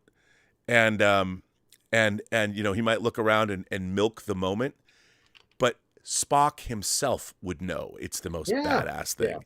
And he would do whatever he wants to do, and he would say it, and then somebody would ask him later, where did you get that from? And he would have some amazing explanation about like some fictional philosopher from 500 years ago, or it might just be something he didn't even, it's like he just casually like tossed it off because it's just like the logical thing came to his mind and he said it. And it would be like, why are you people making such a big deal of this? Well, yeah, and you know what? That's what they see. This is the problem. In the Akiva Goldsman world, Spock, they turn that Spock into a fucking joke. Yeah. But in the real Star Trek world, Spock would be Spock, and whatever he did would be awesome. Because if you looked, if like at the end of like the Mirror Universe, end of Mirror in the second season, McCoy and Kirk are making fun of Spock, you know, having a beard and what he was like. And Spock says, let me remind you, I had the opportunity to see your counterparts. And he just lays it out and destroys them. And it's and the fact that they don't understand this dynamic is because they're not writing this show for adults. And I think it's also because they just don't know the dynamic. They haven't seen it on Star Trek. They haven't lived it.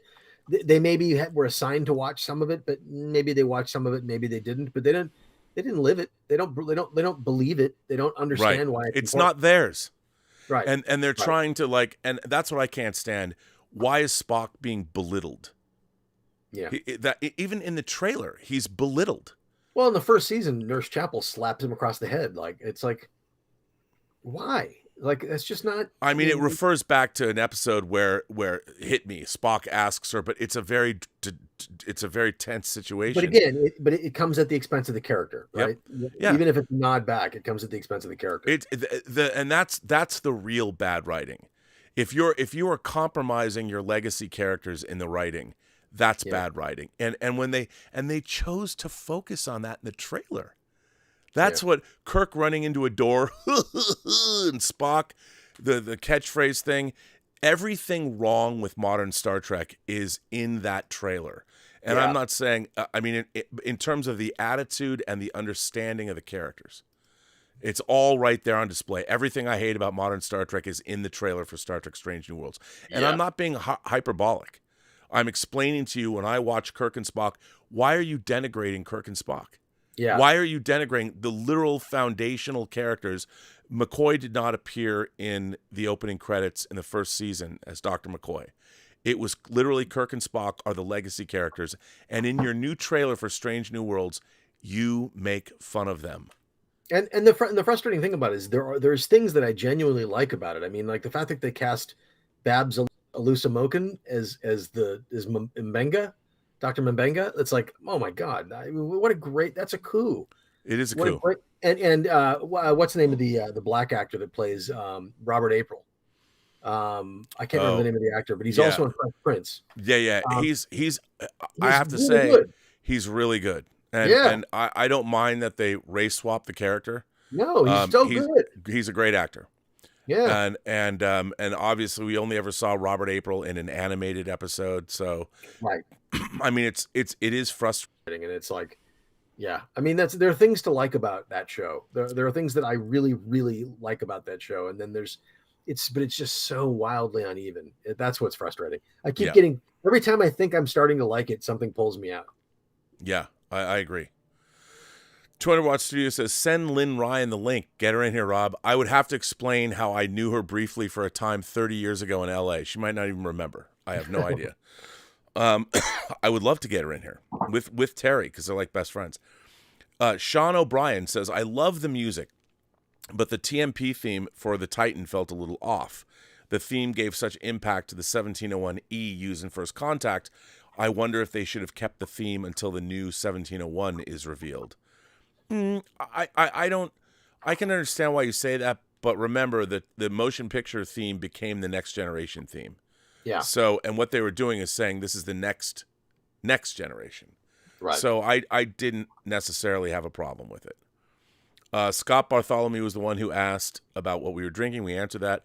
I really love what Enterprise did in it. For a minute there, we were cut off. Uh-oh. So hold on. For a minute there, we were cut off. So hold on a second. Let's come back. So let me read this one more time. Anthology formats beats serialized storytelling hands down. And the point that I was making was the problem with that is if you do an anthology Star Trek show, it becomes very cost prohibitive because you have to make new sets every time. Yeah. And with a Star Trek show, one of the things that they do, and in the Berman era, Rick Berman really knew how to manage the show. You would do a bottle episode, so something set on your standing sets where you don't have to build anything else. And then it allowed you to buy more visual effects for something like Best of Both Worlds. So you might do 3 or 4 bottle shows on your standing sets, and then you've saved enough money that you can do more effect shots for your bigger shows like Best of Both Worlds or Yesterday's Enterprise. And then Enterprise in season 4, what they did was you would have some bottle shows, but then you would also have throughout the season you'd have these 2 and 3 episode arcs where you could, like, for example, In a Mirror Darkly, where parts 1 and 2, where because you're using a set for 2 episodes, you can justify the cost of rebuilding the Constitution class bridge for that episode, right? Yeah, 100%. And I think it was nice too because it was serialized in the sense that all the events and character developments progressed over the course of the season, but you could still do the occasional individual story, and then you could still do these larger multi-episode arcs that were really satisfying. Yeah, and I think that one of the great things about what Terry did as a producer and showrunner on this show, it was a very well-produced show. They, they had budgetary issues the whole time, but it felt epic. It didn't feel too small. I mean, I would say the only criticism of, maybe when the Borg Queen reveal, they had to keep it. They didn't have a big wide matte painting, a digital, which I understand, a lot of money by the time you get to the end of the season. And he made a choice to keep the Borg Queen. You see her from behind, and obviously it's not Alice Krieger playing her. It's just her doing the voice and stuff like that. But again, those are all production issues and money issues. And Star Trek has always been budgetarily challenged. And I think, Terry, this is a beautifully produced season of science fiction television. Man, they squeezed a ton of value out of what they had and put it all up on the screen, man. And I would encourage all of you to go back and watch my interview with Sean Tretta from last week. Sean talks a lot about this, how they learned how to get more bang for their buck when they worked on 12 Monkeys together, because they would come up with things like, well, how are we going to make this happen? And they figured out how to do it. Yeah. And I think that, again, one of the things that I feel is not happening in the entertainment business today is I don't think there's a lot of people that understand how to produce shows on budgets anymore. Yeah. When you realize that the Russo brothers are spending for 6 episodes of 6 40-minute episodes, they spent $300 million. I know you're the Russo brothers. If you can get paid, get paid. I'm not going to begrudge anyone.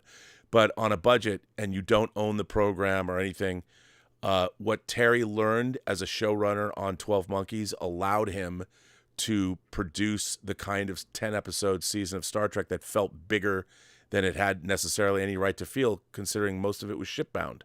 Yeah. It feels epic, and they really made great reuse of their standing sets, and it was a very beautifully produced season. And I think, if nothing else, that Terry Matalas, as a director, as a writer, and as a showrunner, really understands how to make science fiction television for a price. And in the streaming world, where everyone's talking about the expense and how much stuff costs, that is a skill set not a lot of people have. And I hope that people recognize what they were able to. This 10-episode season feels more epic to me than any of those Next Generation movies by a wide measure. 100%. Gary L. Garrett says, when Data flew into the center of the cube, it had me on the edge of my seat. That was awesome. Little Return of the Jedi. Return of the Jedi. Lando Calrissian. All we needed was Ned Nub going. Boat says, I have criticisms, but I appreciate that season 3 felt respectful of Trek and made out of love. Wasn't all 10 out of 10 for me, but it didn't feel like a cynical IP grab. I hope Terry Matalas gets more Trek shows. I think that's a fair assessment. I mean, this is nothing's perfect. No. I mean, and they didn't have the money to make it as perfect as they even wanted to make it. You know, it was made under very stressful circumstances, like all TV is, but this even more so. And you're absolutely right. I think that's criticisms, yeah, but I think this is really important. I appreciate that season 3 felt respectful of Trek and made out of love. Yeah, I think that's exactly what we got. Walter White Walker says, "Sorry, Mando, but this is the way." Well, not gonna argue with you there. Walter White Walker goes on to say, "Was hoping to get one last shut up, Wesley." Well, you know what? That would have cost more money. Will Wheaton would have soaked him for the cash. They brought him back in season 2, so they probably didn't have the money. Scott Bartholomew says, "Rob, you need to invite Terry here for discussion." Oh, I have. He was on the show first, you know. Hopefully, I think some of my Twitter dust-ups with people have made him shy. I think the phenomenal blow-up success of this season on social media has come as a surprise to a lot of people at Paramount, CBS, Secret Hideout, etc. And so I think Terry's got to be careful, right? I think he's got he's got to be political. He's got to play the smart game in terms of, you know, be respectful and even Terry will tell me, he's like, "Rob, you know, you and I become friends. Why do you got to go off and be a fucking douche on Twitter? Do you have to do that? Because people are looking at that. So for all the goodwill that I've gone out and generated, one bad tweet with everybody coming after me, and Terry tried. He was very nice. He's like, "Come on, you're better than this, dude." He even called me and said, you could be like the Moses of Star Trek. You could be bridging all the differences. You could be the one out there." And I'm like, maybe, but what's the fun in that? Well, look, I mean, look. Here's the thing.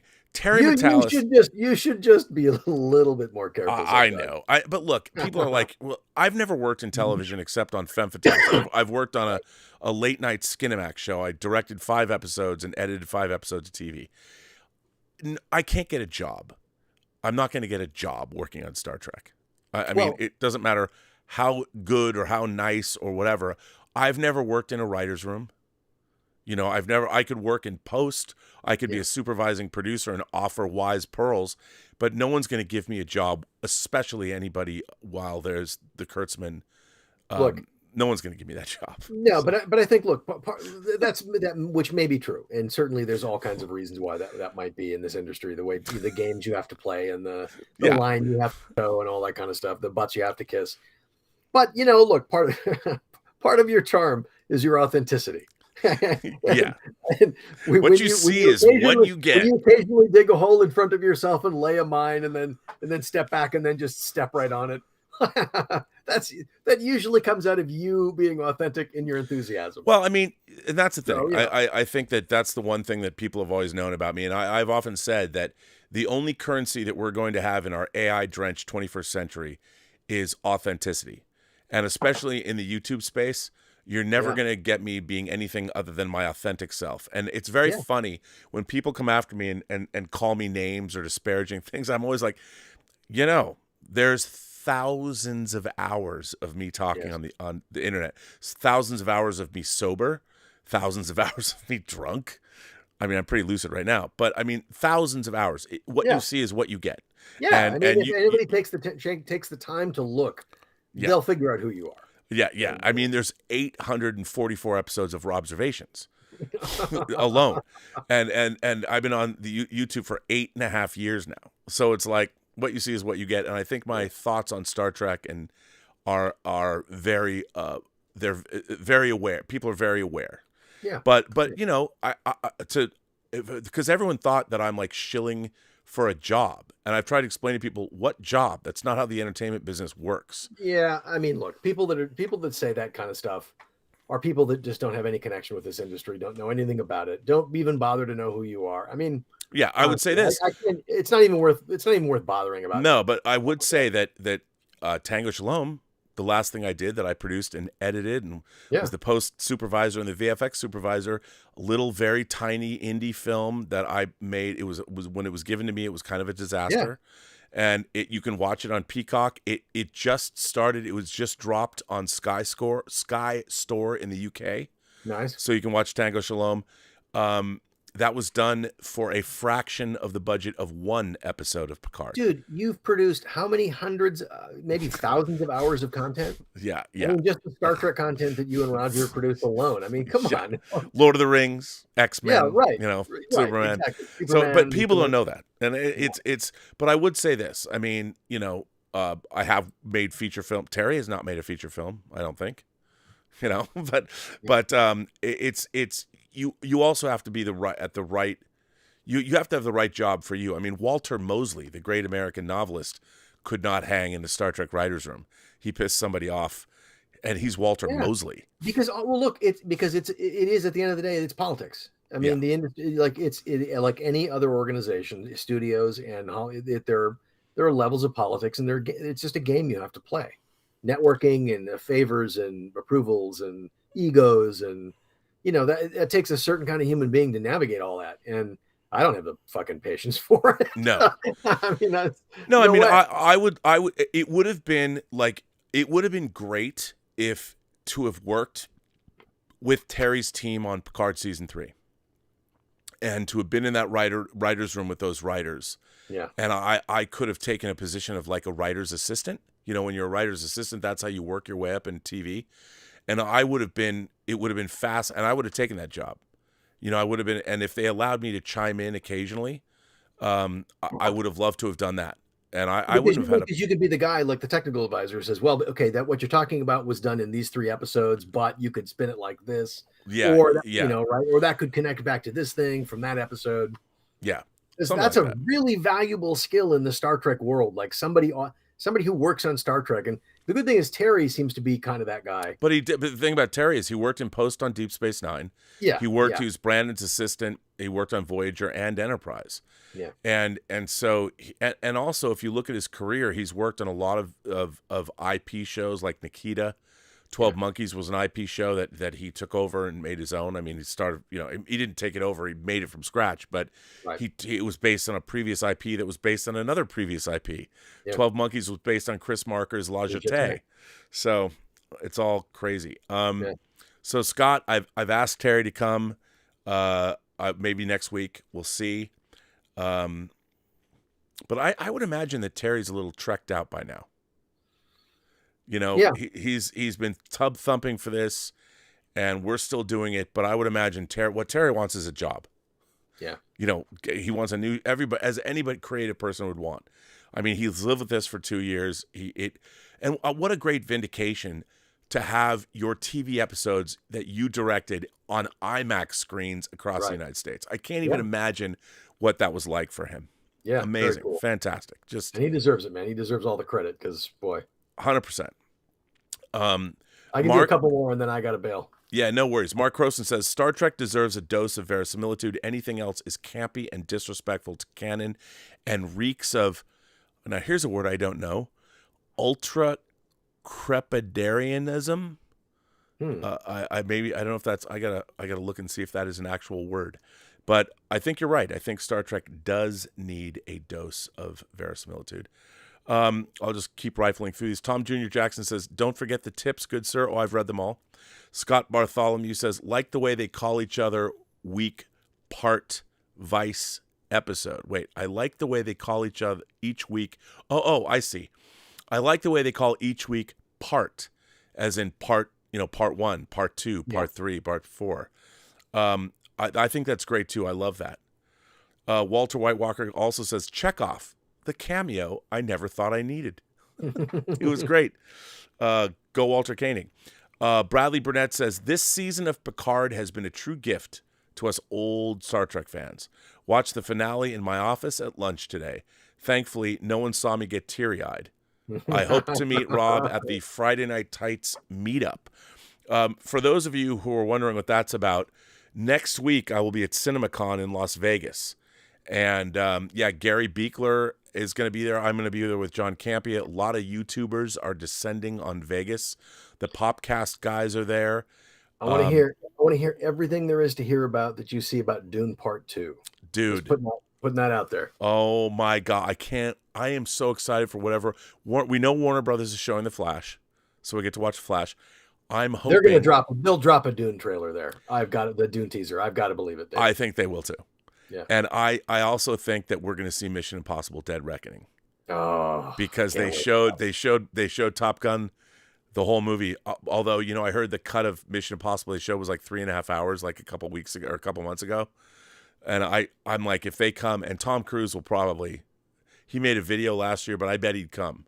Because what a fucking rock star. Oh, that guy promotes his movies, man. No doubt. Yeah. Stephanie Liberis says, hey, Bill, Hey, any chance of a Charlie cameo? Sure. Charlie is right here.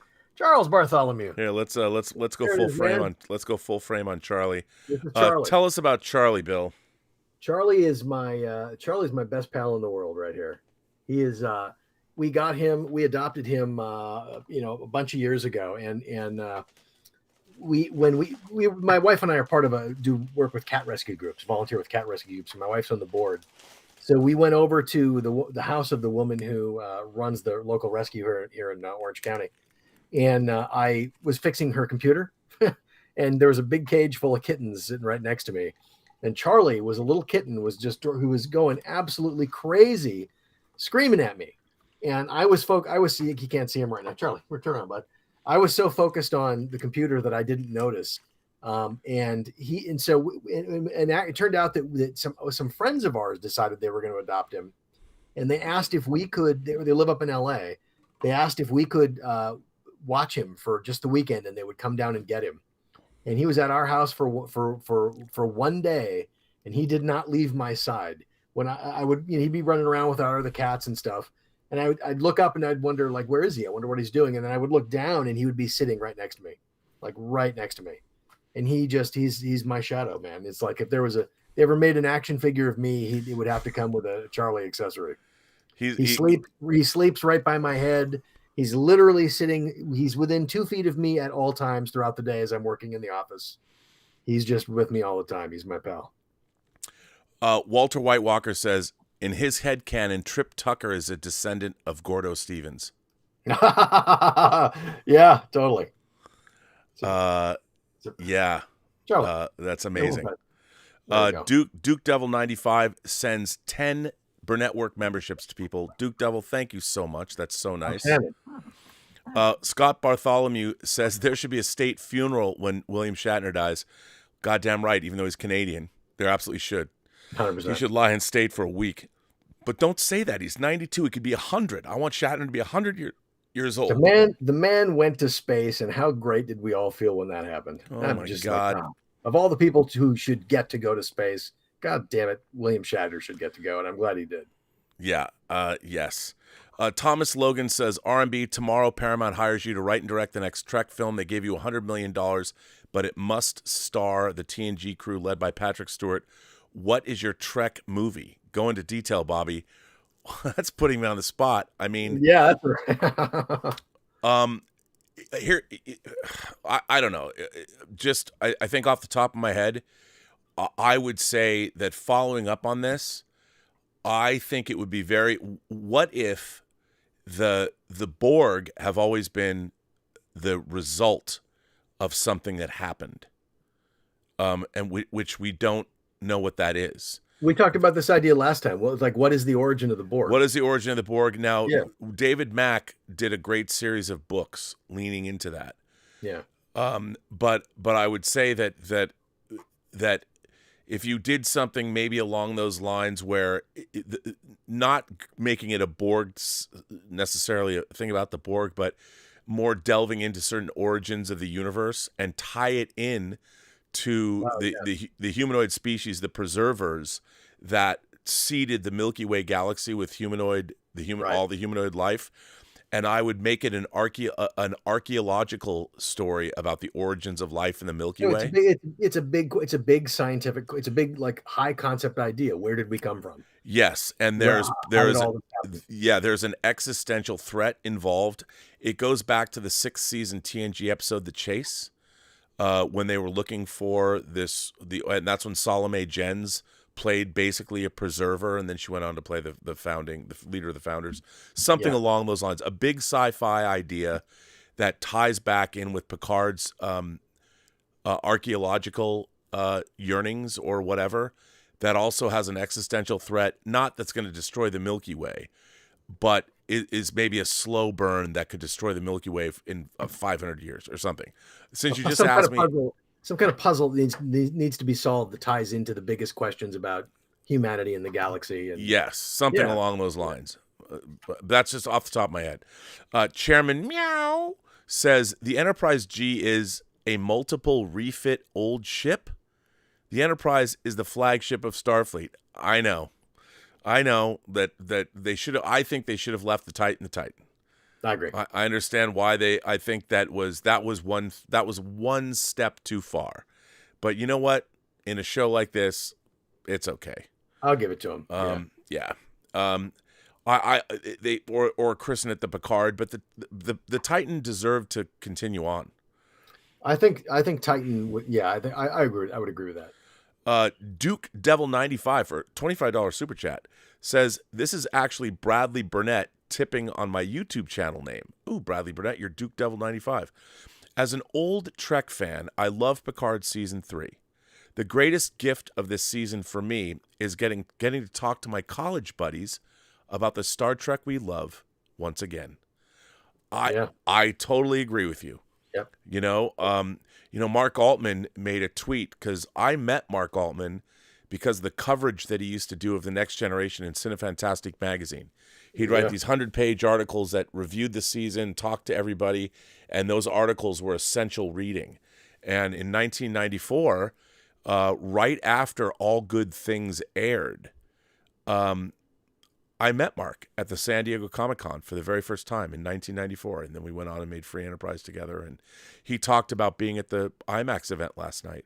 Yeah. And how for him... Yeah, I saw his tweets, yeah. Yeah, and he came full circle. Full circle, yeah. It's a big deal, man, when you've got history with Star Trek, whether you worked on it or whether you loved it from the very beginning of your life.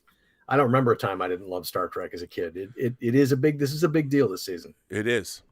Absolutely. Ruse321 says Picard season 3 is a 10 out of 10. While it's not without flaws, it sets a gold standard for how to handle a legacy IP, especially in light of how many of our beloved franchises have been botched in recent years. I would agree with that. Totally agree with that. Our friend Mikey Lito says, are the Q and the wormhole aliens the same species? Absolutely not. There are many godlike species in the Star Trek universe, but they are not the same species, not at all. But I will refer you to reading material about that. Nico C says, this is my second ever super chat. Well, thank you, Nico.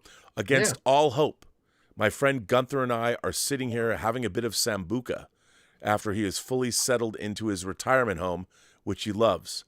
One of two. Now, okay, Gunther, Nico C has been sending us pictures. Gunther was in the hospital, not doing well, but he was a fan of Let's Get Physical Media. He watched our show. Billy's probably knows something about you as well. Gunther, I'm so happy to hear that you're out of the hospital. We had pictures of Gunther that we showed. I'm glad to hear that you are in your retirement home. That's great. And Nico C says his retirement home has a happy hour. The entire process has been contained in the new season for us. Much love, Rob, and thank you. The new season. I hope they have a great home theater too. Yeah, I know, right? And this new season has been spectacular and more. Well, Gunther, it's good to know. I didn't know, Nico, if you were going to do that, I would have had Gunther's picture and put it up again.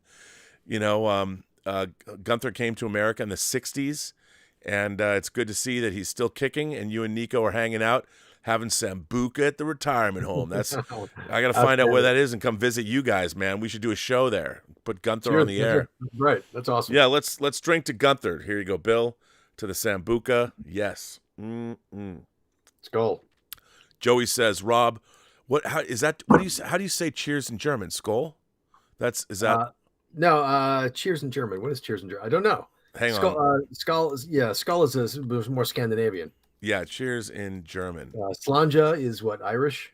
It's Beifall? Beifall? Beifall? Cheers. Tag. Which is cheers. Anyway. What can I say? Here's to you. You know what, Gunther? Let's drink again. Right. I'm all out, unfortunately, which means my time is probably Charlie and I probably have to take off. All right. Well, Bill, I will let you go. I'm getting to the end of the super chats anyway. Absolutely. And I want to thank you for this. I'm holding you. We got to think about this For All Mankind show. We have to come up with a good name for it. Yeah. All right. Maybe. How about Free Margot? Just kidding. Free Margot. For All Mankind. No, we'll come up with the right one. I mean, the obvious one is Hi Bob, but I don't think that's we gotta. Oh, yeah. Hi Bob. Well, because I'm Bob. Right. right. Can't make it all about me. No, we have to have it. It's gotta be. That's. I will say maybe it's something Gordo says. Maybe. Yeah. It's got a tiny. It's gotta be Gordo catchphrase. We'll figure it out. Yeah, it'll be good. That's our new task. And if Jason Spriggs, by the way, I got to give a shout out to the great Jason Spriggs who's done these overlays for us. Mr. Raygun on the web. He's done this for every episode, and he started doing this for our prisoner episodes when Heel versus Babyface and I were doing prisoner episodes. He just started doing this. He did them for Squid Game, and it's so great that he does these for us. Nice. Well, Bill, Charlie, thanks for being here. And this was fun, man. This is a lot of fun, and we'll obviously do one more episode, kind of a wrap up next week, and we'll talk more for sure. Yep. But to everybody's watching, man, it's great having you guys and good questions, and tune in next time. Tune in next week. I'm not going anywhere. I got super chats to answer, so if you want to keep asking me questions, I'll be here. All right, Bill. I'm gonna take off. See you later. I'll talk to you guys soon. Take care. All right, man. See you later. Bye. Well, everyone, I love that Bill Hunt. And anyway, I'll keep going. So, Joey says, Rob, if you had the powers of the Q and could choose only one, or DS9 sequel series or Star Trek Legacy, well, they could be one and the same. Since I have the power of the Q, I would do a Star Trek Legacy series that also has many of the cast of Deep Space Nine. As a matter of fact, I'd probably launch the Legacy series from Deep Space Nine and start with maybe a 3-episode arc like Homefront. The Homefront is TNG. The Circle, is it the Circle trilogy that opens season 2 of Deep Space Nine? I would do a multi-part episode at Deep Space Nine and show us the status of that part of the galaxy. That's what I would do, and then do it as Legacy. Scott Bartholomew says Legacy would work as an anthology show focusing on different characters each episode. Could be, Scott. I think that could be a great idea. It's expensive for a science fiction show, because if you're doing a different thing every week and you're in the future, you can't go back to the same sets and save money. It becomes really expensive because you have to go to different places and do different things. That's the only reason why it would be tough. A fan art exhibit said episode 10 was great. The only thing I disliked was renaming the Titan to the Enterprise G. Yeah. Thoughts on the renaming? I thought USS Picard would have been better. Look, I think the Titan as a hero ship, they should have left it as the Titan. I understand why they made it the Enterprise G. I think that, to be honest, it was upon reflection. At first I was like, yeah, but upon reflection, I think it was a bridge too far. And I understand it was an extra added little oomph at the end, but, in a way, like somebody said earlier, that the Enterprise is a flagship and the Titan is not a flagship, but yeah, I would like to have seen the Enterprise F again. Skelton, Strange New Worlds fan. Skelton, Strange New Worlds #1 fan says the Strange New Worlds trailer, which I love, has deepened a real canonical Klingon problem. I like your idea of a caste system within the Empire. Now, that was not my original. I did not come up with that idea. I want to credit the great. If you guys want to read a banger of a look, I'm going to start doing these shows called 10 in 20, where I provide lists of 10 things that I love and in 20 minutes, and I'm just waiting for the animation and stuff to start. I'm going to start with Star Trek and do like my favorite. So I'm going to give you 10 Star Trek episodes, but I'm going to do one about my 10 favorite Star Trek novels. One of the Star Trek novels is The Final Reflection by John Ford. If you love Klingons and you want to read a great book about the Klingons that talks about the fact that, so when Star Trek the Motion Picture came out, you had the alien makeups of the Klingons that had the spines that came over the heads and all that, and there was a thought like, well, why do they look different than the original series? Obviously, you had more money, so you can make the Klingons look more alien, but then that opens up a huge canonical issue. And one of the things that I always loved about this idea that there is an imperial Klingon race, just like there's the human race, but there's an imperial Klingon race from the Klingon homeworld. The Klingon Empire is made up of multiple worlds, and not everyone. There are Klingons that are not part of the imperial Klingon race that are more humanoid, and those are the people that deal more with the Federation. They're more on the side of the Federation because they look more. You can have spies, that Klingon spies like who we saw in on Trouble with Tribbles, and so there was this idea that the Klingons in Star Trek the Motion Picture were the imperial Klingon race. The thing about that is that in Deep Space Nine, in Blood Oath, in the second season, they brought back Michael Ansara, they brought back John Colicos as Kor, Michael Ansara played Kang, and they brought back William Campbell, who played Koloth, and they had the original makeups on, the imperial Klingon makeups on. And so there is that canonical issue. For me, it's like Spock smiling in the cage. It was a production thing that they later retconned. You just have to go with it. I would have just said that the Klingons that we saw, we just didn't see that they had ridges on their foreheads and figure out a way to retcon it. But if you read the book, The Final Reflection, it's a very interesting book, and I recommend it highly to anybody who loves Klingons. So check it out. Boat says, a perfect ending for the Next Generation crew. I hope they don't come back. I don't need details of old age and death. They sailed off into the sunset, per se. I agree. I think that's a great idea. Our friend James Wallace, James is the man, says, I can't believe a year ago the dread I felt when I saw the season 3 teaser. And then you said it was great, or along those lines, the best Trek since season 6 and season 7 of Deep Space Nine. Loved it. Oh, I totally agree with you. James Wallace says, also, G is the 7th letter in the alphabet. I loved these KURLAN NAISKOS after shows. Well, thank you. I'm so happy that you guys are watching them. I'm very happy to have done them. Right now, we have 435 people watching, so I can't thank you all enough for being here. And I love the chat, the active chat. You guys are great, and thank you very much for the support of the channel. Slim Jim Slim says, I can't believe it's already 25 years since TNG. Can you believe that? Well, Next Generation went off the air in 1994. So, yeah, so 2004 to 2014. So it's more than 25 years, which is crazy, which is amazing. 200 Watt Studio says, Kirk in the original series, I won't tolerate bigotry on my bridge. Captain Pike, meh, I don't mind it. Oh, come on now. Not in this day and age. Nico C goes on to say, my second super chat ever. Against all hope, we've been able to get Gunther into an assisted living home with a happy hour and a pool. He's stoked, and we watched the finale in our new room. 1 of 2. I think that was repeated. Or maybe not. I don't know if this is the second or third or whatever. Dan Candy says, thoughts on the Otoy Roddenberry Archive Project. That memory wall video is beautiful. Look, I think what they're doing for this Roddenberry Archive Project, I know my friend Darren Doctorman's working a little bit on it, is incredible. It's absolutely incredible. So check it all out. The video is great.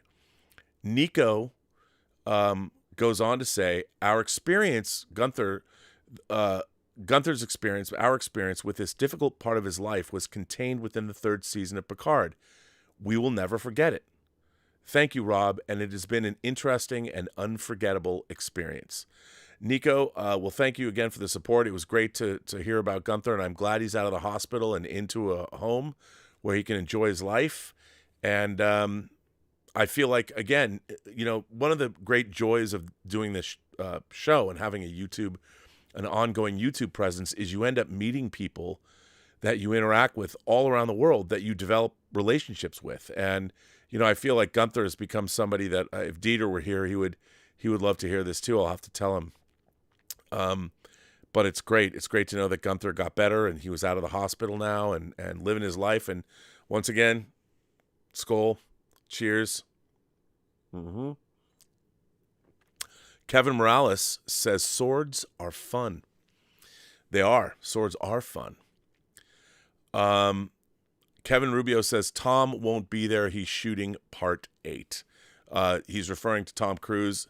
Is that true though? I mean, he can't take a day off and come in. I mean, if he's shooting part 8, he was shooting part 7. He was shooting Dead Reckoning part 1 last year and sent a video. So he'll probably do that. Yeah. So, Mark Croson comes back and says, okay, let me see if I can get this word. Ultra-crepidarian. Ultra-crepidarian is when a person speaks outside of their area of knowledge or area of expertise. I did not know that. Ultra-crepidarian. That's fascinating. I love learning new words. I've never heard this word before. I see you learn something new every day. I love that. Thanks for that, Mark. Ultra-crepidarian. Now, you know, when you hear a new word like that, you got to figure out the next day how to use it in a sentence. That's kind of like, okay, here's one. Let me see. When Alex Kurtzman talks about Star Trek, he really comes off as an ultra-crepidarian. Is that right? I don't know. Kevin Rubio says, on another note, the cast press line photo from last night's event reminded me of the days of Bud Westmore and Millicent Patrick. Bud Westmore and Millicent Patrick. Look it up, kids. That's what Kevin Rubio says. I'll have to look that up. And bringing up the rear, last but not least, the robo-producer says Brent Spiner as Data in Picard Season 3 was just beautiful. He really was. Well, everybody, I'm done. We're done. The KURLAN NAISKOS episode 10, The Last Generation, comes to an end. I want to thank my co-host, the great Bill Hunt. We are going to come back one more time, and we're going to lead into a For All Mankind show. I mean, if you haven't got on For All Mankind, get on For All Mankind. I'm sure we're not going to get a lot of people to watch the show, but if we can get people to watch For All Mankind, the Ultra Crepidarian is the title for your For All Mankind show, says 200 Watt Studio. Scott Bartholomew says, Rob, you need to write a Trek script. Well, to tell you the truth, Bill Hunt and I kind of did for the fan film thing, Star Trek Axanar. Boy, that's a whole nother kettle of worms. Also did not ingratiate myself for Paramount or to Paramount with that one, or CBS either. But anyway, I want to thank everybody for being here. It's been great to hear all of your opinions, pro, con, indifferent, love, whatever. It's great. Thanks for being here. We love doing these shows. And there's a couple of I want to say for this channel, the Burnett work. Obviously, I am going to start a panel show, a daily panel show. Not like John Campy's show. It's going to be different. It's going to focus more on debate and the people that are going to be in the show, on the show, they all are going to have industry experience. Currently, the people that I'm approaching, one is a producer with many experiences and many movies under their belt. The other person is an author, a published author who I adore and I have worked with.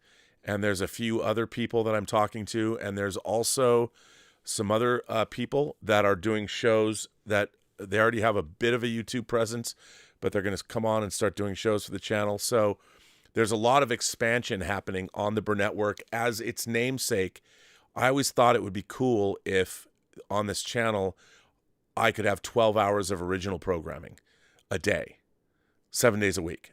It's a tall order. And a lot of people on YouTube are like, well, wait a minute, Rob, we come here to see you, which I appreciate.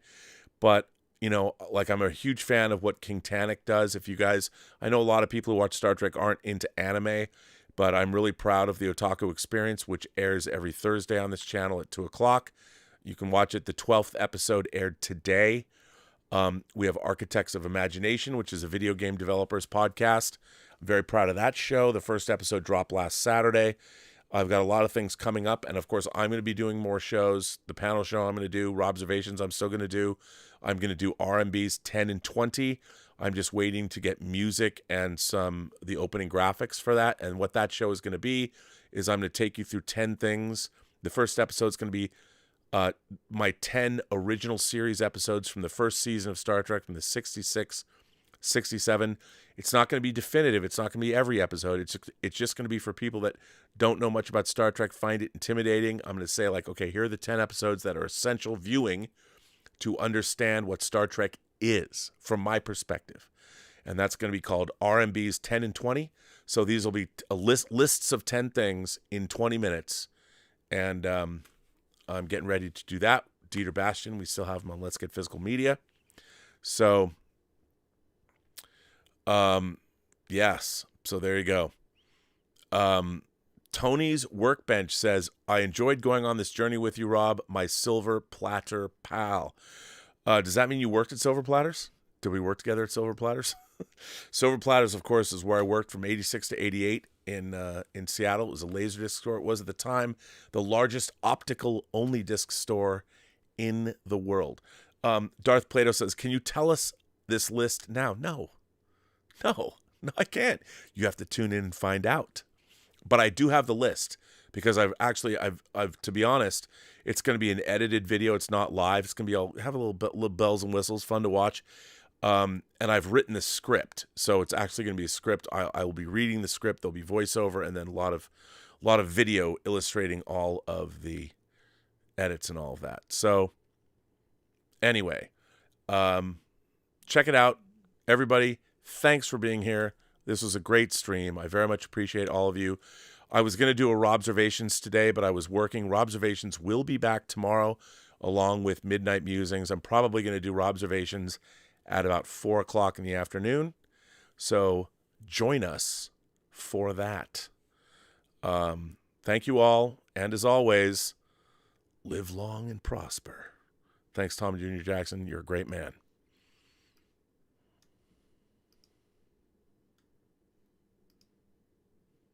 I should sing or something.